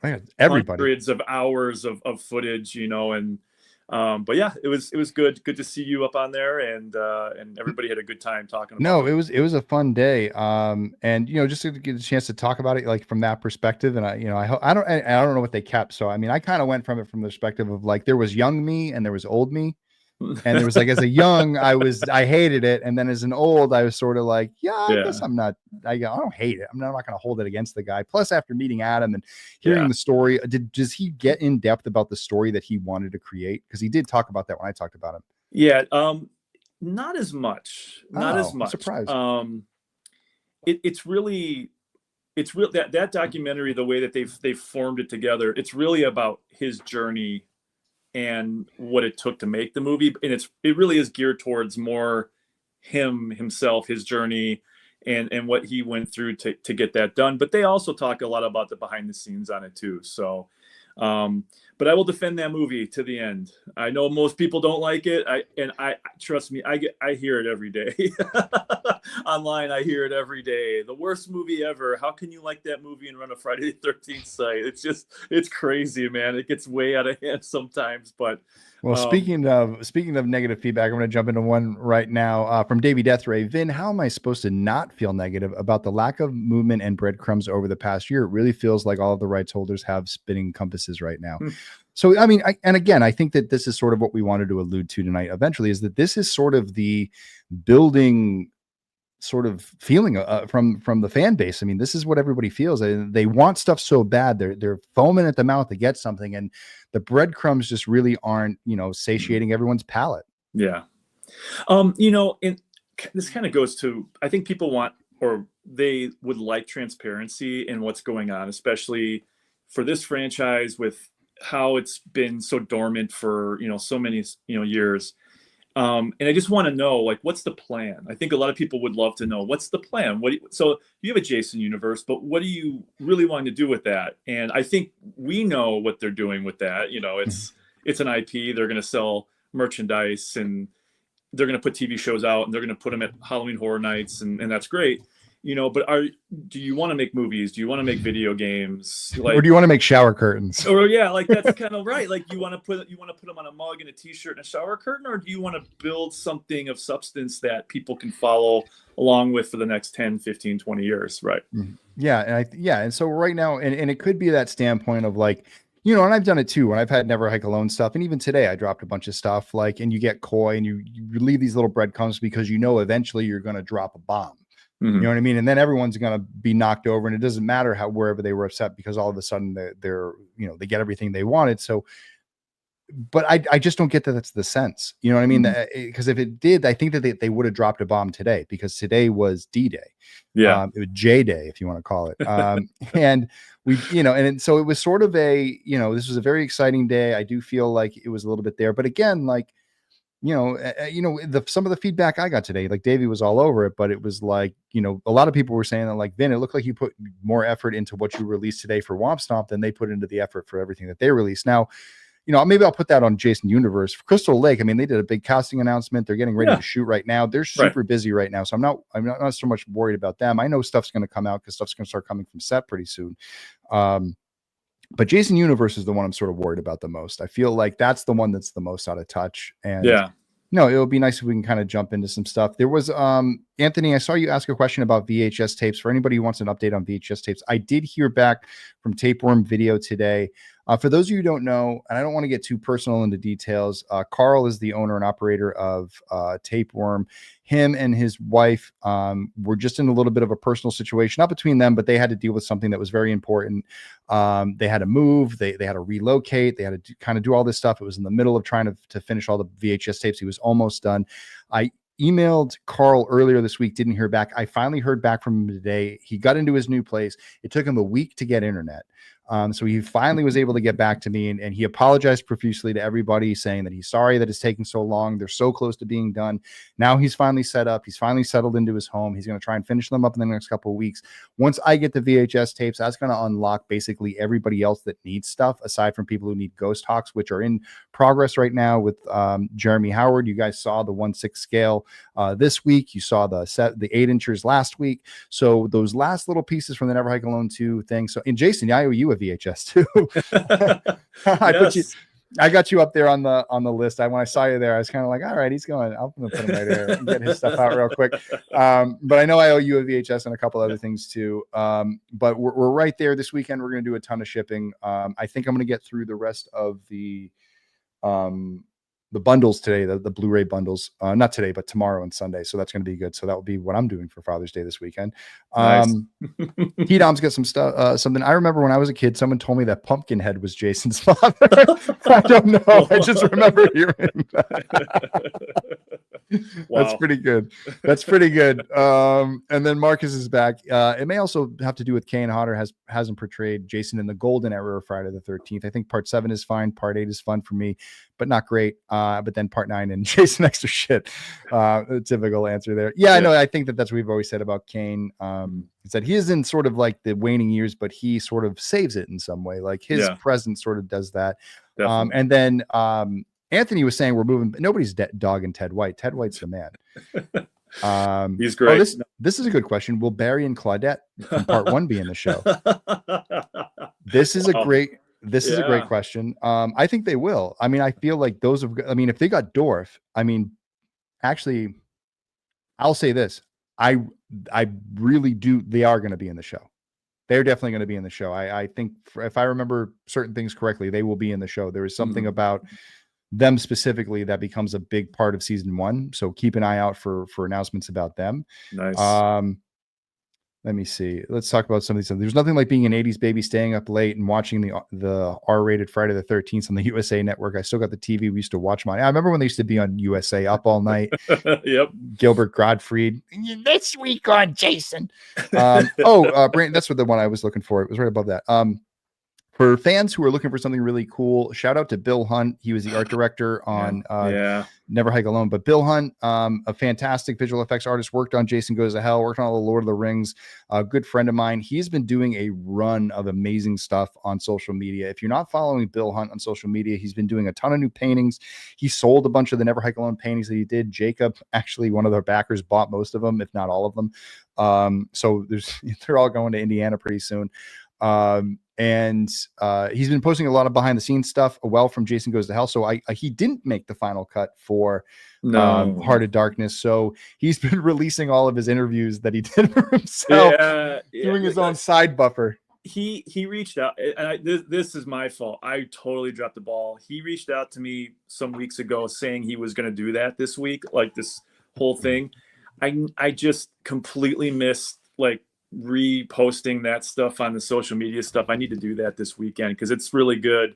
I'm glad that, thanks for reminding me. Yeah, I have been watching some of those, and it's phenomenal. He's awesome. He's awesome, man. He in fact, Bill was one of the first guys I ever talked to about Jason Goes to Hell and the behind the scenes. And he was one of the, in fact, Bill was one of the guys, in fact, he was the guy that showed the very first behind the scenes photo of Kane with the cowl on without the mask from Jason Goes to Hell. He was the first guy to release a photo out, and I don't remember how I got in touch with him, but I put it on my site, and it's he's really cool. And he has a whole story about how he had to do the makeup for Jason Goes to Hell for the premiere that they had out in LA with the guys from the radio station. And it's phenomenal. It's really good.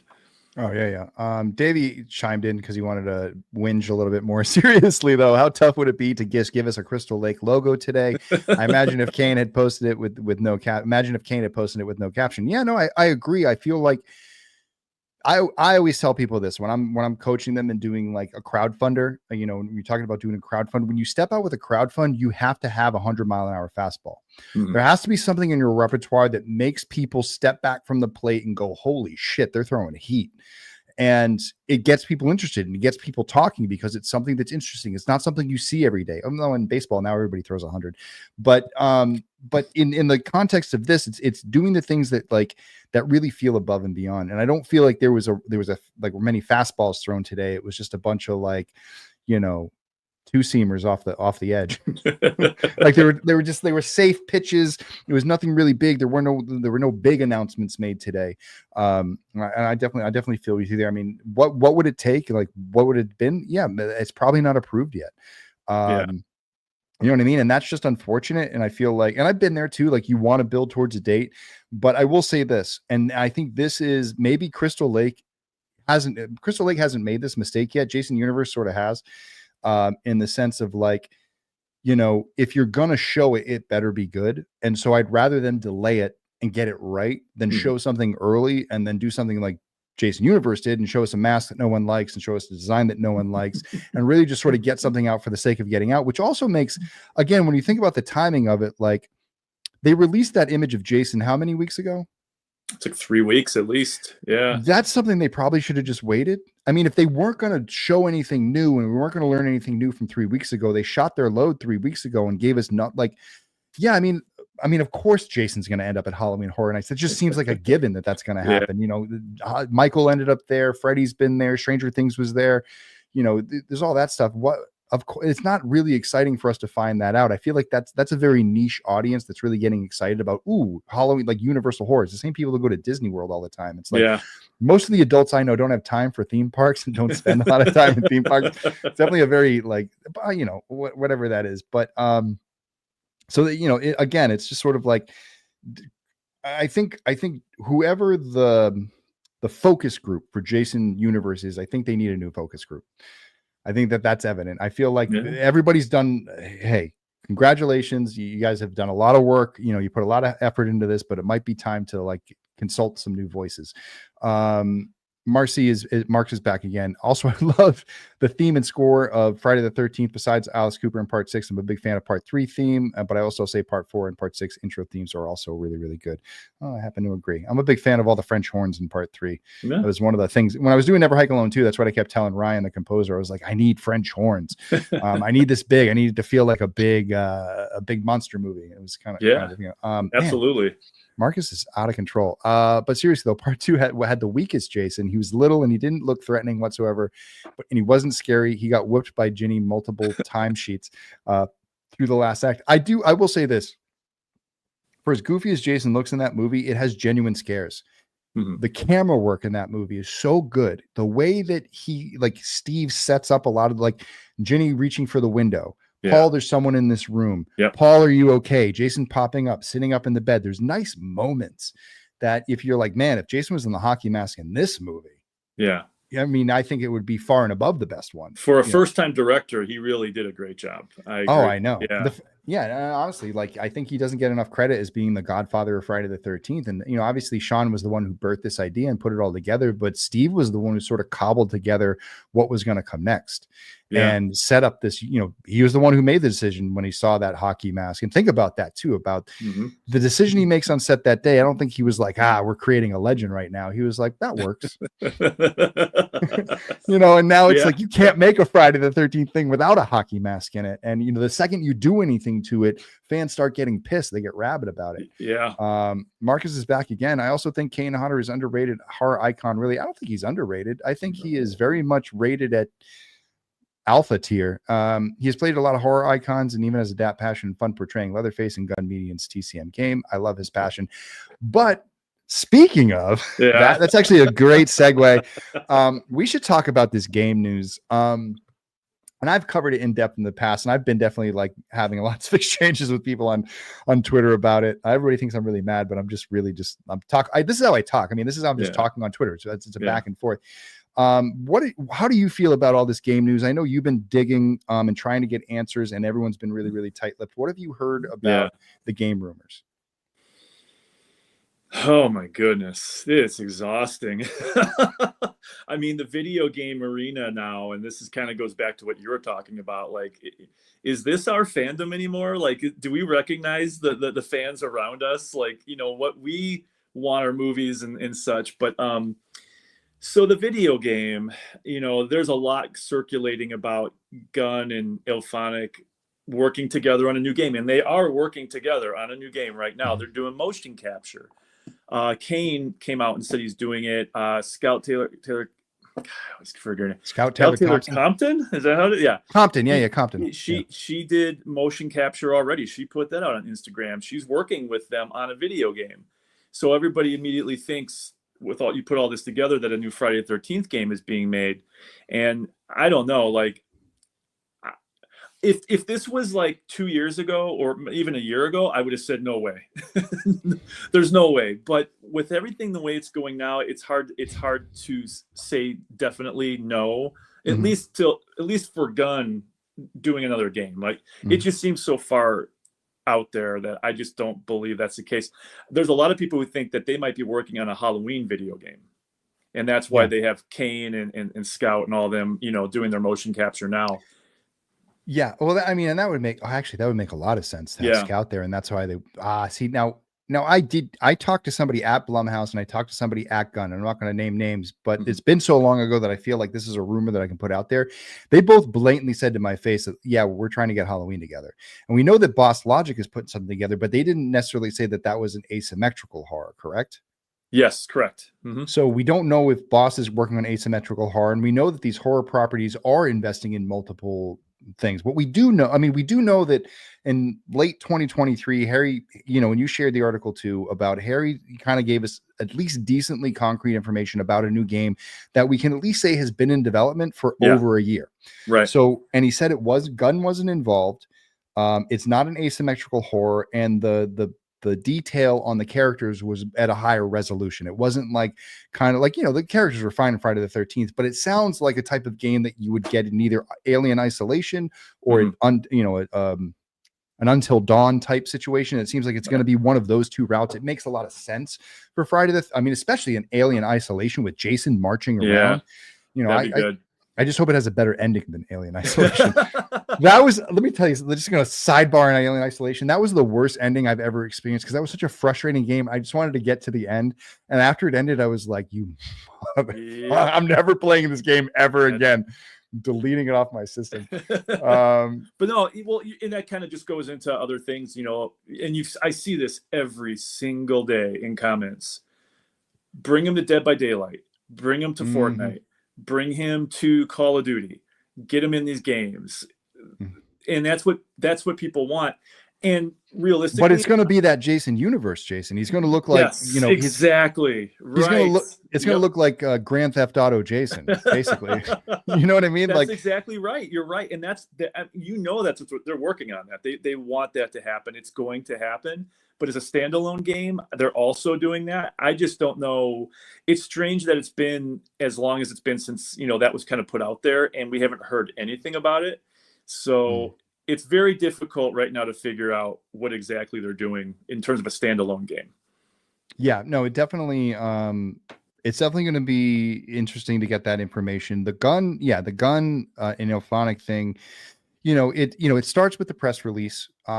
Which how do you perceive that press release? Because it's definitely bad wording. I mean, to say Friday the 13th the game, again, it's like these little mistakes that they're making that if you or I are in that room and we see that on the page, we're going to be like, you're going to confuse the hell out of people with this, right? Right. Yeah. Like people are going to think Gun Media is coming back and you're going to have a shitstorm on your hands because people are going to run with this. And, they blatantly sort of like blow past these checkpoints because maybe they are just calling the new game Friday the 13th the game because, I mean, it doesn't sound like they're very imaginative.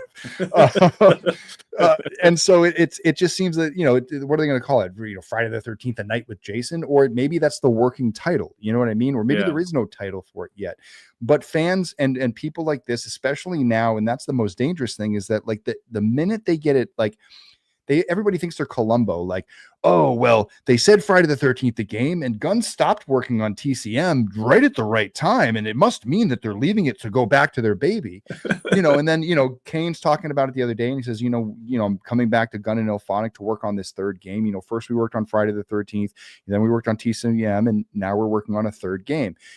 Now, me being an astute listener, somebody who actually listens to what people are saying and listening to the inflection in people's voices, when Kane says we're working on a third game, it feels like he's talking about a third property. Yeah. He's not talking about like, oh, we're remaking the same game we made, 5 or 6 years ago. It sounds like this is a completely new venture. They got a new ship sailing for, and the last time I talked to people from that camp, that was very much like they wanted to put Friday the 13th behind them because it was a traumatic experience for them. Right. And I'm not sure I don't think they trust the people at Horror Inc. Maybe not. You're probably right. I think, I asked someone from there last year how it was going with the Texas Chainsaw game, and like, is it as bad dealing with the fans with Friday the 13th game?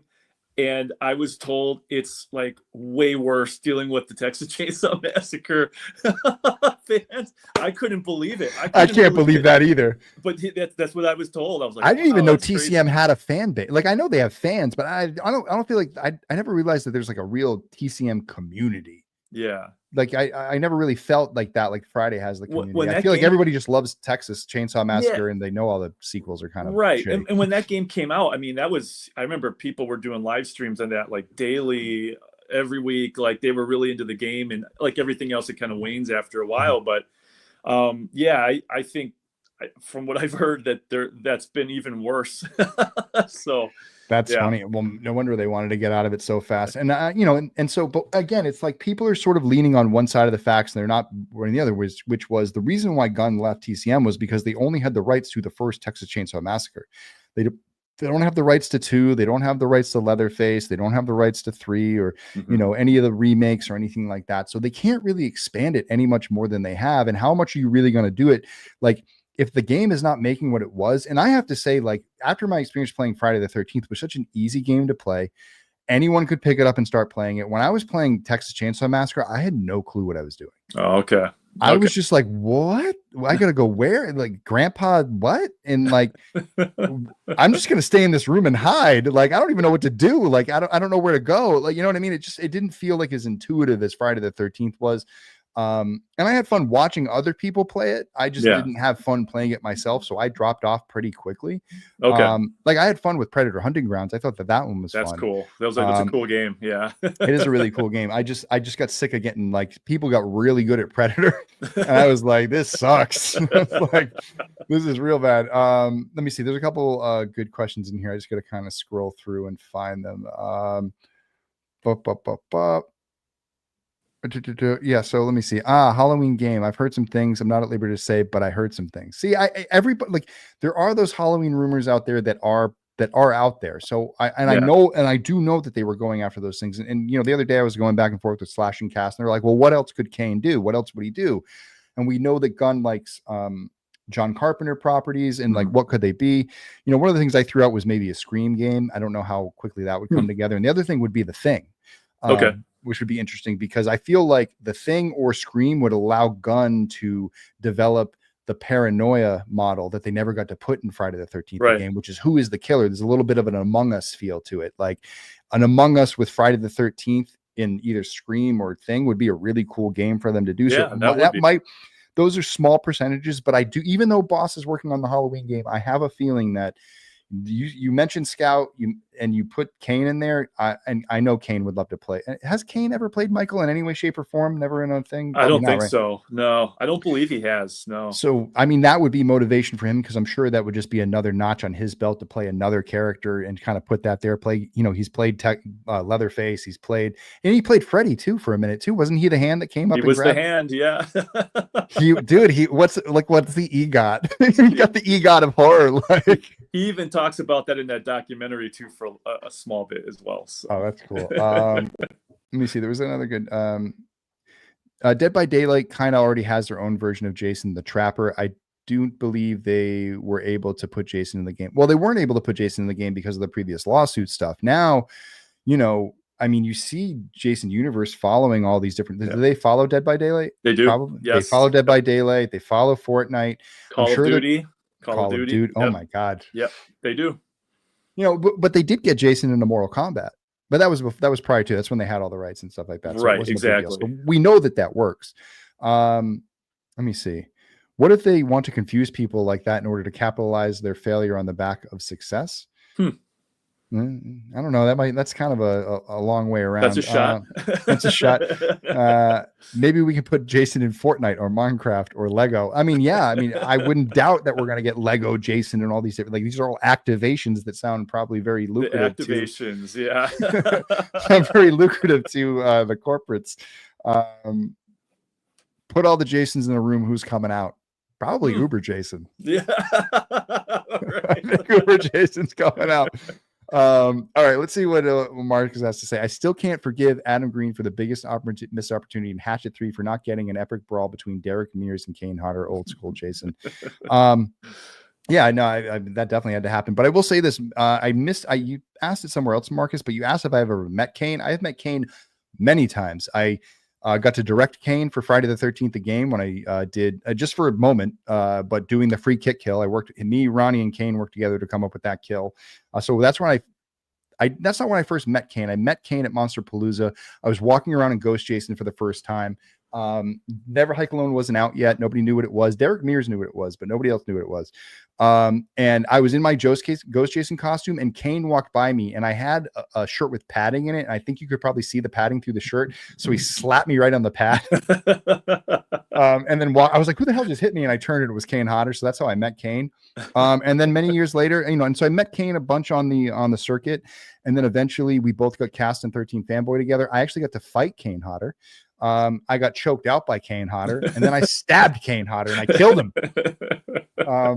So yeah, that's I think the best thing I could say from 13 Fanboys, I got to walk away from that movie 2-0 versus other Jasons. I got to beat up two Jasons. It was kind of a cool calling. Leatherface has a robust country music career per the Merkins. Yeah, I mean, why doesn't Jason Universe tap into the Merkins. You know what I mean? No like you want to kidding, talk about somebody who can promote your stuff. Yeah, they're great. That they are really good. Man, I hope so much that we're getting an opportunity to play the old Friday the 13th game. And so this is where I think it starts to get dangerous with some of the stuff that's going around. So the people that are ignoring a lot of the facts that are sort of working against that narrative, they're ignoring. I mean, they're blatantly ignoring it. I had to reshare a screenshot of the Harry Manfredini article multiple times for somebody because they wouldn't read it. I'm like, just read it. Just read it, and then you come back to me and you tell me what your brain tells you. But it's a lot of people are like, la la la la, don't want to hear it. The game's coming back. That's all they want. And it's like they just want. So the issue with this, and the issue with the sort of the non-concrete of it all is the fact that if this hope, and like people are saying, like we just want hope. What's that hope going to do with you when you don't get that game back? Well, here's the other thing too, and that's great that everybody loves that game and they had great time. But I'm sure you remember, I do, because I had to hear about it every day, how many people complained about that game every single day. Like the bugs, the people complained about the bugs and how come the servers are overloaded and they didn't do this and that. Like all I ever heard every day of every week when that game was released for a good 2 years was how much that game could have been better and this and that. And now the game is gone and now they want it back. And I just think people are never going to be happy no matter what is released out there. And I think I just would look forward to a new game. I think that would be best. Yeah, no, I do think that like that was the one thing missing from the game. Yeah, this is pretty funny right here. As Activation is a new way of saying sell out, and then it's the new way of saying sell nothing. That's funny. Adam says, my son knows some of the developers at Dead by Daylight, and he asked me today what I think about the new Jason coming to DVD. I told him not good because they'll fuck it up. Cool. He choked you even. I thought he didn't do that anymore. No, he choked me because we were in the movie together. We were actually doing stunts. So we actually got to, he told me about that. He got sued by somebody for doing the choke pose. I hope he won.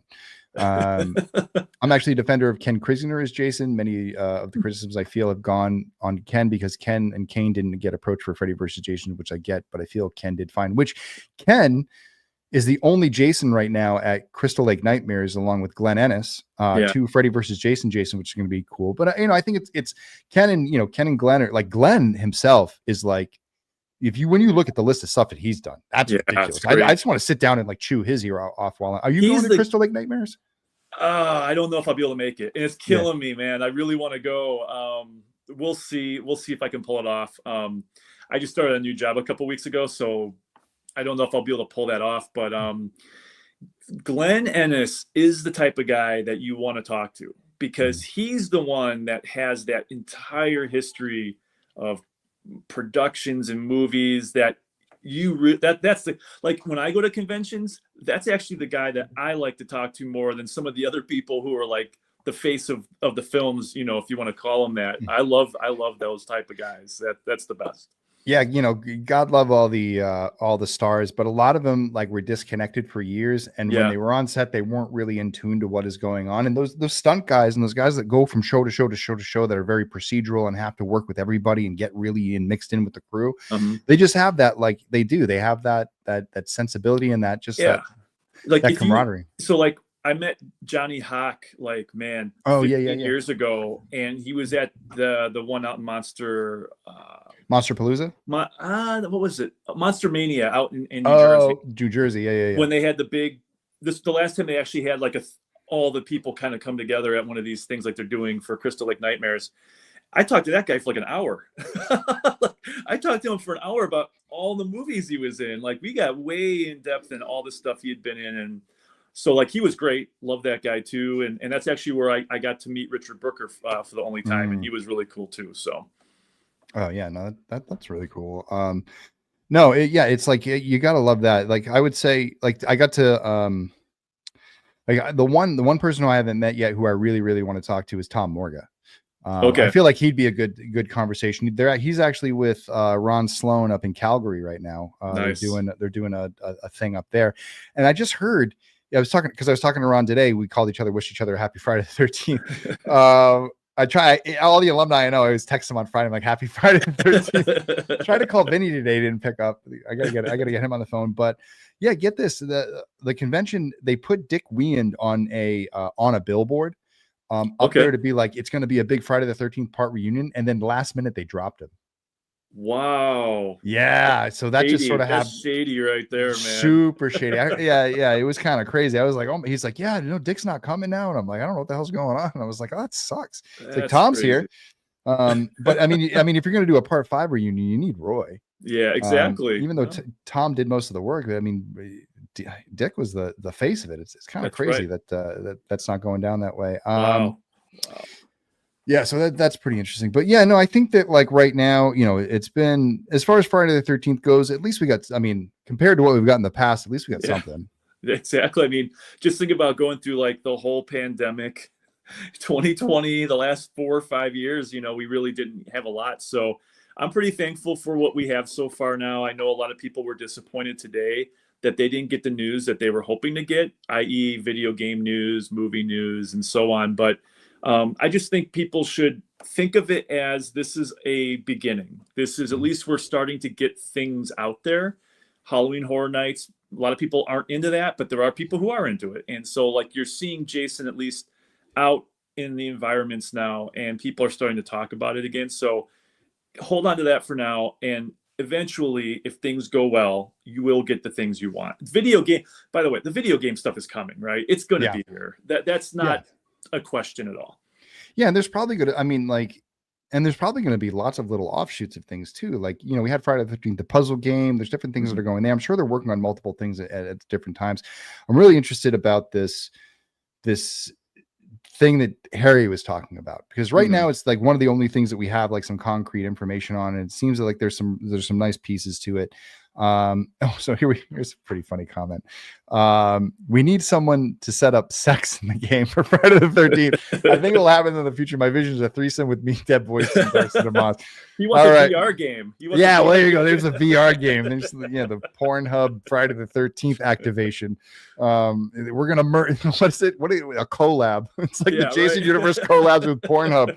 You can spend a night with any Friday the 13th final girl you want, or final guy. Yeah, that's your thing. There you go. Yep, that definitely. Yep. Let me see what else is pretty funny in here.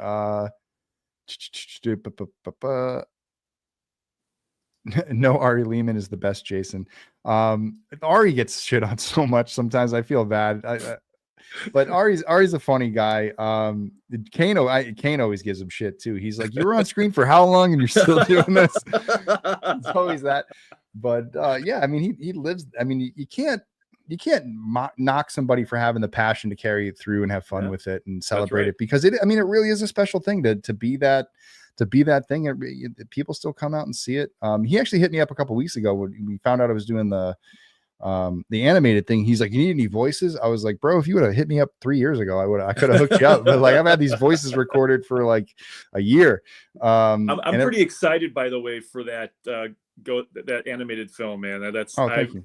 I think I've told you this online before. Like, I think that's something that's needed for the franchise. So at least let's see what it does. Let's see what kind of response you get. And you hear that, Jason Universe? I mean, look at Killer of Killers. You know what I mean? Like I just watched that last night. That was unbelievable. Yeah. That was sort of what I've been trying to say, is that look, Killer of Killers did rewrite the hit, and Brandon can jump in and school us on this in a little bit, but it didn't really follow some of the old films. It's setting up some type of new lore and some new things that they want to do it. Danny Trachtenberg kind of has his own little thing that he's working on. But at the same time, it's like they weren't in-depth stories. It wasn't they weren't like Pixar movies where we're getting this really big emotional arcs with everybody. We're just getting setups for more setups and getting some cool action and getting to see some cool things, and all of that type of scope and scale of a whole building collapsing and falling down an ice shelf and all this different stuff. That's stuff they're not going to spend $50 million on a Predator movie, but in animation, they can animate that and do it for a price. Especially with the way they're doing it in Unreal Engine and all of these different other technologies that they have now. It really is this world where we can get those, the films that we'll never see in the theater. They can go to a space like this and they can have a place to survive, and they can, you can bring back old characters. You can do voiceovers. You can do all that fun stuff.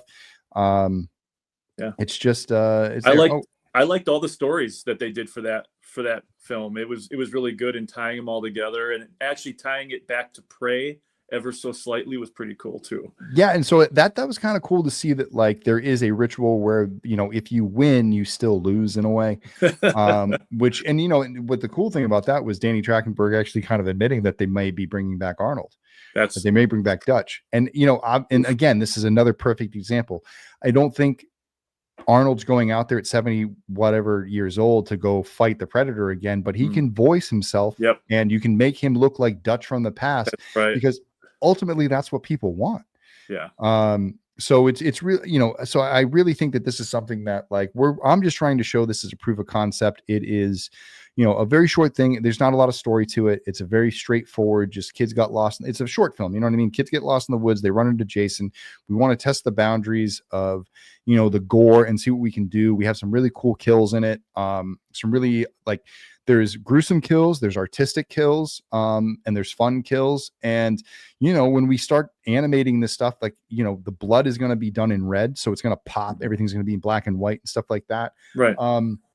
And Moy, who's in the chat, maybe you can post a link, Moy, but they, Mako's working on a show right now called Horror Night. I believe it's called Horror Nights. And if you look it up, what they're doing, and you look at the animation there, it's very similar to what we're doing in Ghost in the Fog when it's all done, and it looks awesome. Great. And they even have a shot where the guy's walking through and there's like an arm hanging from the tree that's above him. So, like, that's what we want to do. We want to kind of push that and kind of really go crazy. Like, we have the storyboards and stuff like that, and people have seen the storyboards in some regard. Yeah. But once it goes into full animation, it becomes a whole different beast. And that's what we're trying to do. And, you know, right now let me see, do a little quick check, because it's been pretty popular now that I've been posted a bunch of stuff today. We're still sitting at, oh no, hey, wow, oh shit, we're at 24,441. So awesome. We're almost at 50%. We're about to cross 50% on Friday the 13th. I feel pretty good at hitting a 50% because I know there's a couple people, I got a couple emails that I got to get to, build some secret perks. I know some people that are going to back this weekend that are going to get us up in that 60-70% range. And I know that in the final 48 hours of crowdfund, that's when the money is. Yeah. You know what I mean? I feel, you know, there's days on Never Hike Alone 2 where we made like 35,000 in one day. So, I mean, I don't know if I have anything. I basically threw the kitchen sink out there today to be like, hey, it's Friday the 13th. This is the best day to release all my good stuff. Yeah. So I might as well put all my eggs in one basket. So, well, that's good. So, you know, there is a chance that we could do it if, for whatever reason, we don't hit this goal. The nice thing is it's flexible funding. I can at least still take the money and invest it in all the perks that we're going to do, and get everybody their stuff. And I may be able to find some private backers to help fund Ghost in the Fog at a slower pace. Okay. And so what it will be is there just won't be a guarantee that it will be on the Final Cut Blu-ray. Gotcha. It will come out on YouTube. It will be available for download. People who back either, you know, if you backed the Final Cut or if you backed Ghost in the Fog, you will get early access to Ghost in the Fog and be able to watch it. And if you were on Never Hike Alone 2 and you got a credit from Never Hike Alone 2 on Ghost in the Fog, you will also get early access. So anyone who has supported the project up until now, we will take care of you. You will get everything early, just like everyone else. No one's being excluded here. Only people who didn't support. And, you know, and that's sort of, you know, we want to make, and that's the nice thing about crowdfunding is we want to make it like, there's a reason you're going to be here. You're going to get your name in the credits. You know, you're going to be able to turn around and say that I helped make this. This can be a gift for somebody else to get their names in the credits. We still do have one more character that can be purchased. And we have some characters for that new video game that we're working on that are going to be, it's funny. Like, we've been working on this NES game for, like, I want to say maybe a little under a year. Okay. And, you know, just been piecing it together. You know, it's even as a simple game. I mean, it's like, I'm every time we go over something, I'm like, man, I wonder how this must be for Gun, because this is so simple and they have so many moving parts. But, you know, the guy I'm working with, Robert, on it is doing a really great job. I was actually going to bring him on tonight, but when the news hit, I was like, I got to bring Jason. We need to bring the sheriff in and really kind of like talk about this stuff. And if you guys aren't subscribed to Friday the 13th franchise already, and if you're not following them, you have to do that. It's where you're going to get exclusive news. You know, it's going to be you hear it first. You know, Jason's going to hear it. I'm going to be watching Jason. You're going to hear it. I'm going to spread what he's saying, and we're watching all the right people. So you're definitely going to want to tune on Ghost Files on Friday nights. And Jason, are you going to be doing anything with the website when things start picking up towards the show? Yeah. I'm still trying to figure out how I'm going to do it all. but I more than likely will be doing a podcast. And I always am very like, I'm very apprehensive to doing a podcast because I understand that you've got to be consistent and you've got to have a plan. And my life can get a little crazy sometimes. And I don't know if I can necessarily do it, but I think that's what's going to happen. It's going to be a podcast. I'm actually going to be putting a new section on the site here very soon, dedicated specifically to the series. And I'm going to have like the cast breakdown in there. Like as more people are announced with the characters, I'm going to build that list out. And then I'll have a section for the episodes. So when they eventually tell us what the episode names are going to be, I'll have that. And then we'll have like a whole synopsis breakdown. Like, we'll have it all there. So there's a way to access it. It's a historical thing as well. You can have conversations and then link off the podcast, and we'll do all that stuff too. So, so it'll keep me busy much more than I have been the last few years. That's for sure. Yeah, man. It took me a little while to get the hang of this, but I mean, it's one of the reasons why I've been sort of focusing on like, all right, I got to get a routine. I got to figure out like to set up is like this. Like if I got to set up you got to space out the time. It's the time to set up the podcast, to schedule the podcast, and then to actually do the podcast. It's like, it's a lot of work. And so, but once you get the hang of it and everything's kind of in place, like, all these things I have here, like my next step with this is that like, I watch people like Davey Deathray and Cecil and everybody else, and, Lee and everybody else who has their channels. They have their Patreons and they have Discords and Twitch and all this stuff. And a I'm lot. Like, it's a lot. It's a lot, but it's, in this space, it's sort of, back in the day, we would all be looking at Chris Hardwick on The Walking Dead, and it's on AMC, and it would be this professional thing. But the shows like this and, what you're going to put together are going to be the places where people go, because people don't go to TV anymore to get that stuff. They come online. That's right.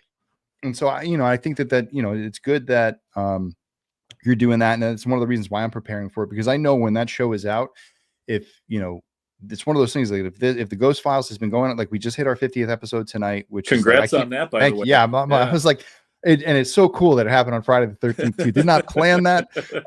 Definitely skipped a few weeks, a few times. So it was definitely by accident, but by the time the show's out, we'll probably be in show number 80. You know what I mean? And who knows what I'll be, how far I will develop it by then, but to be a smooth running machine and, be able to bring you on, obviously, like I want to be calling up all the alumni and seeing who I can get to come on, probably Tom McLaughlin, Adam Marcus, Ron Sloan. And then, hey, if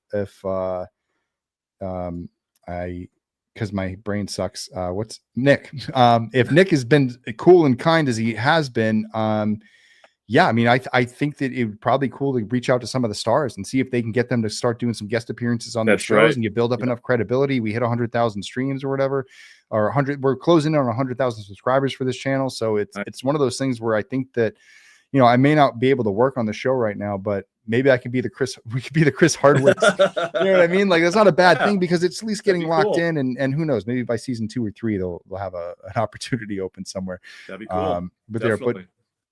But Jason, I just want to thank you for giving me your Friday night, spending some Friday the 13th time with me.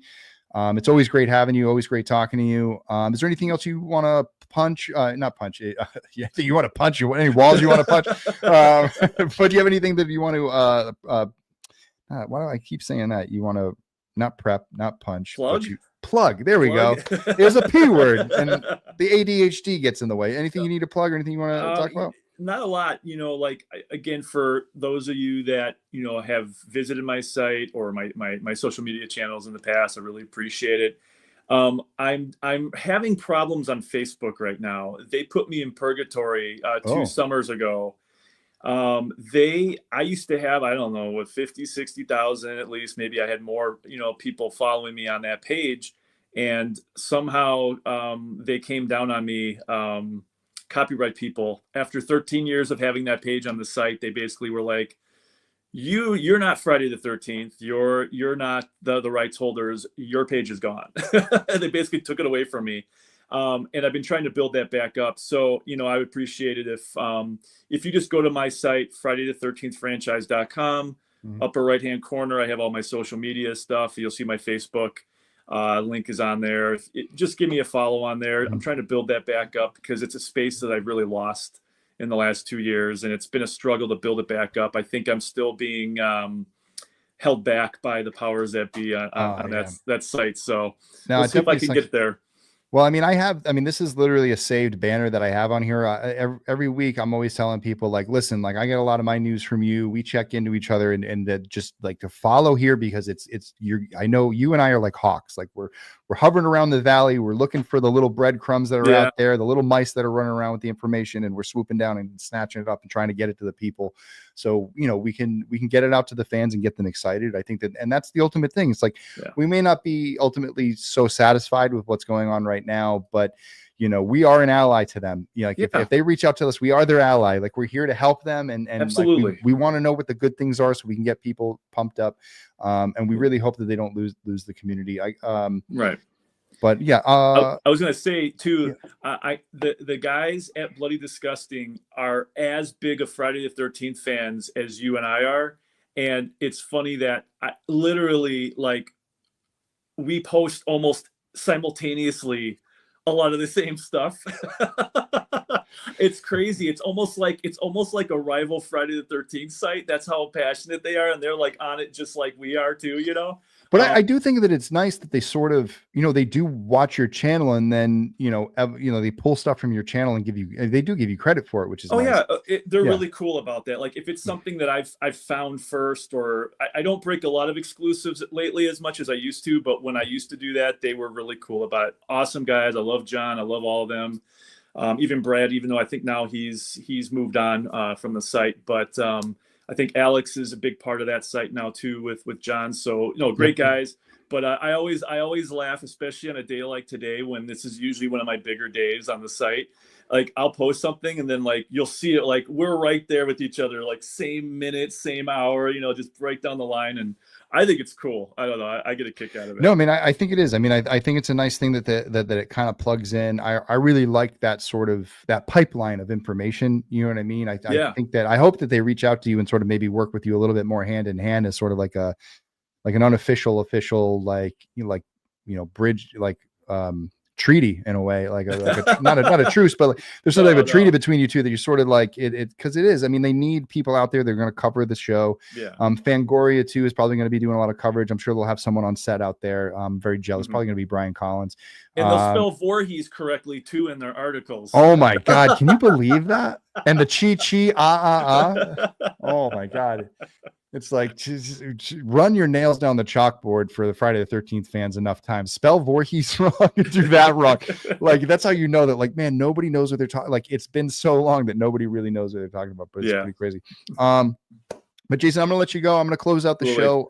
Again, it was great having you. We'll be in touch, and you have a great rest of your Friday the 13th, and have a great weekend. All right. Appreciate it. You too, man. Take care. Have a great weekend. All right. You have a great one. Bye. All right, everybody. We're going to wrap up the show for tonight. I do see there were a couple more questions. I'm going to get to it real quick. Marcus, I haven't had a chance to say rest in peace to Lar Park Lincoln for her sudden tragic death. Besides me thinking Friday the 13th Part 7 was a bit overrated, but I still like it in some way. Tina may be my favorite final girl. Wow, that's a big jump. I will say Laura was a very sweet woman. I did get to work with her on 13 Fanboy. We shared a couple of scenes together, and I had to do not great things to her, and she was a huge sport about it. She almost stabbed me with a actual metal spear that I had to catch between the mask.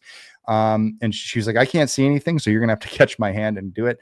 But like I said, she was great. And I had a lot of fun working with her. So yeah, definitely there. You'd also asked, have I met Tom Savini yet?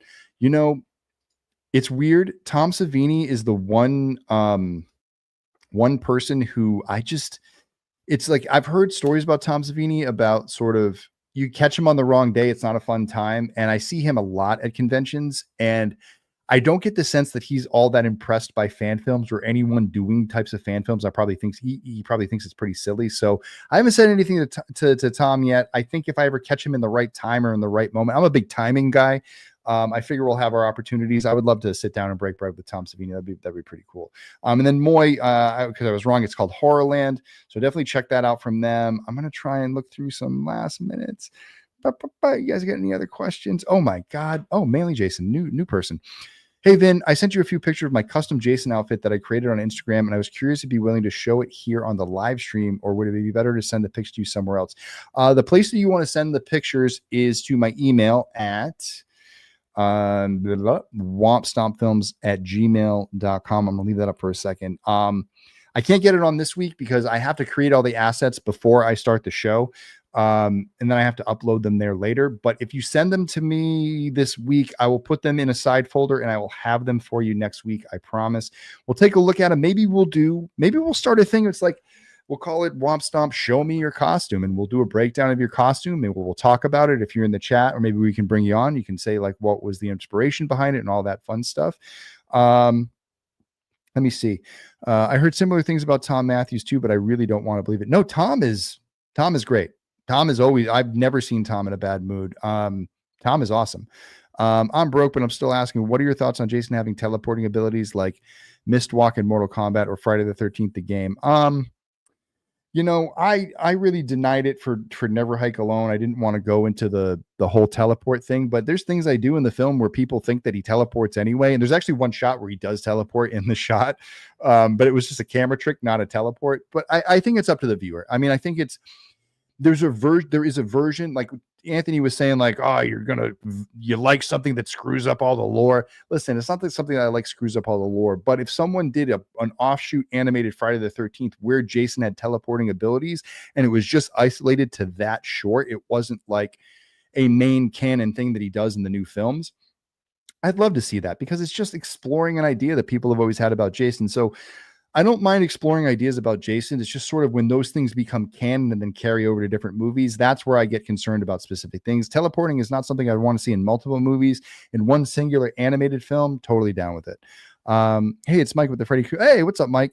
Good to see you. I'm about to shut down, so well, hopefully we'll see you next week. Could you respond to my email that I asked about the film equipment for our Friday the 13th fan film? I did see that. I will get to you. I was at work all day and getting ready for this, but I will get back to that.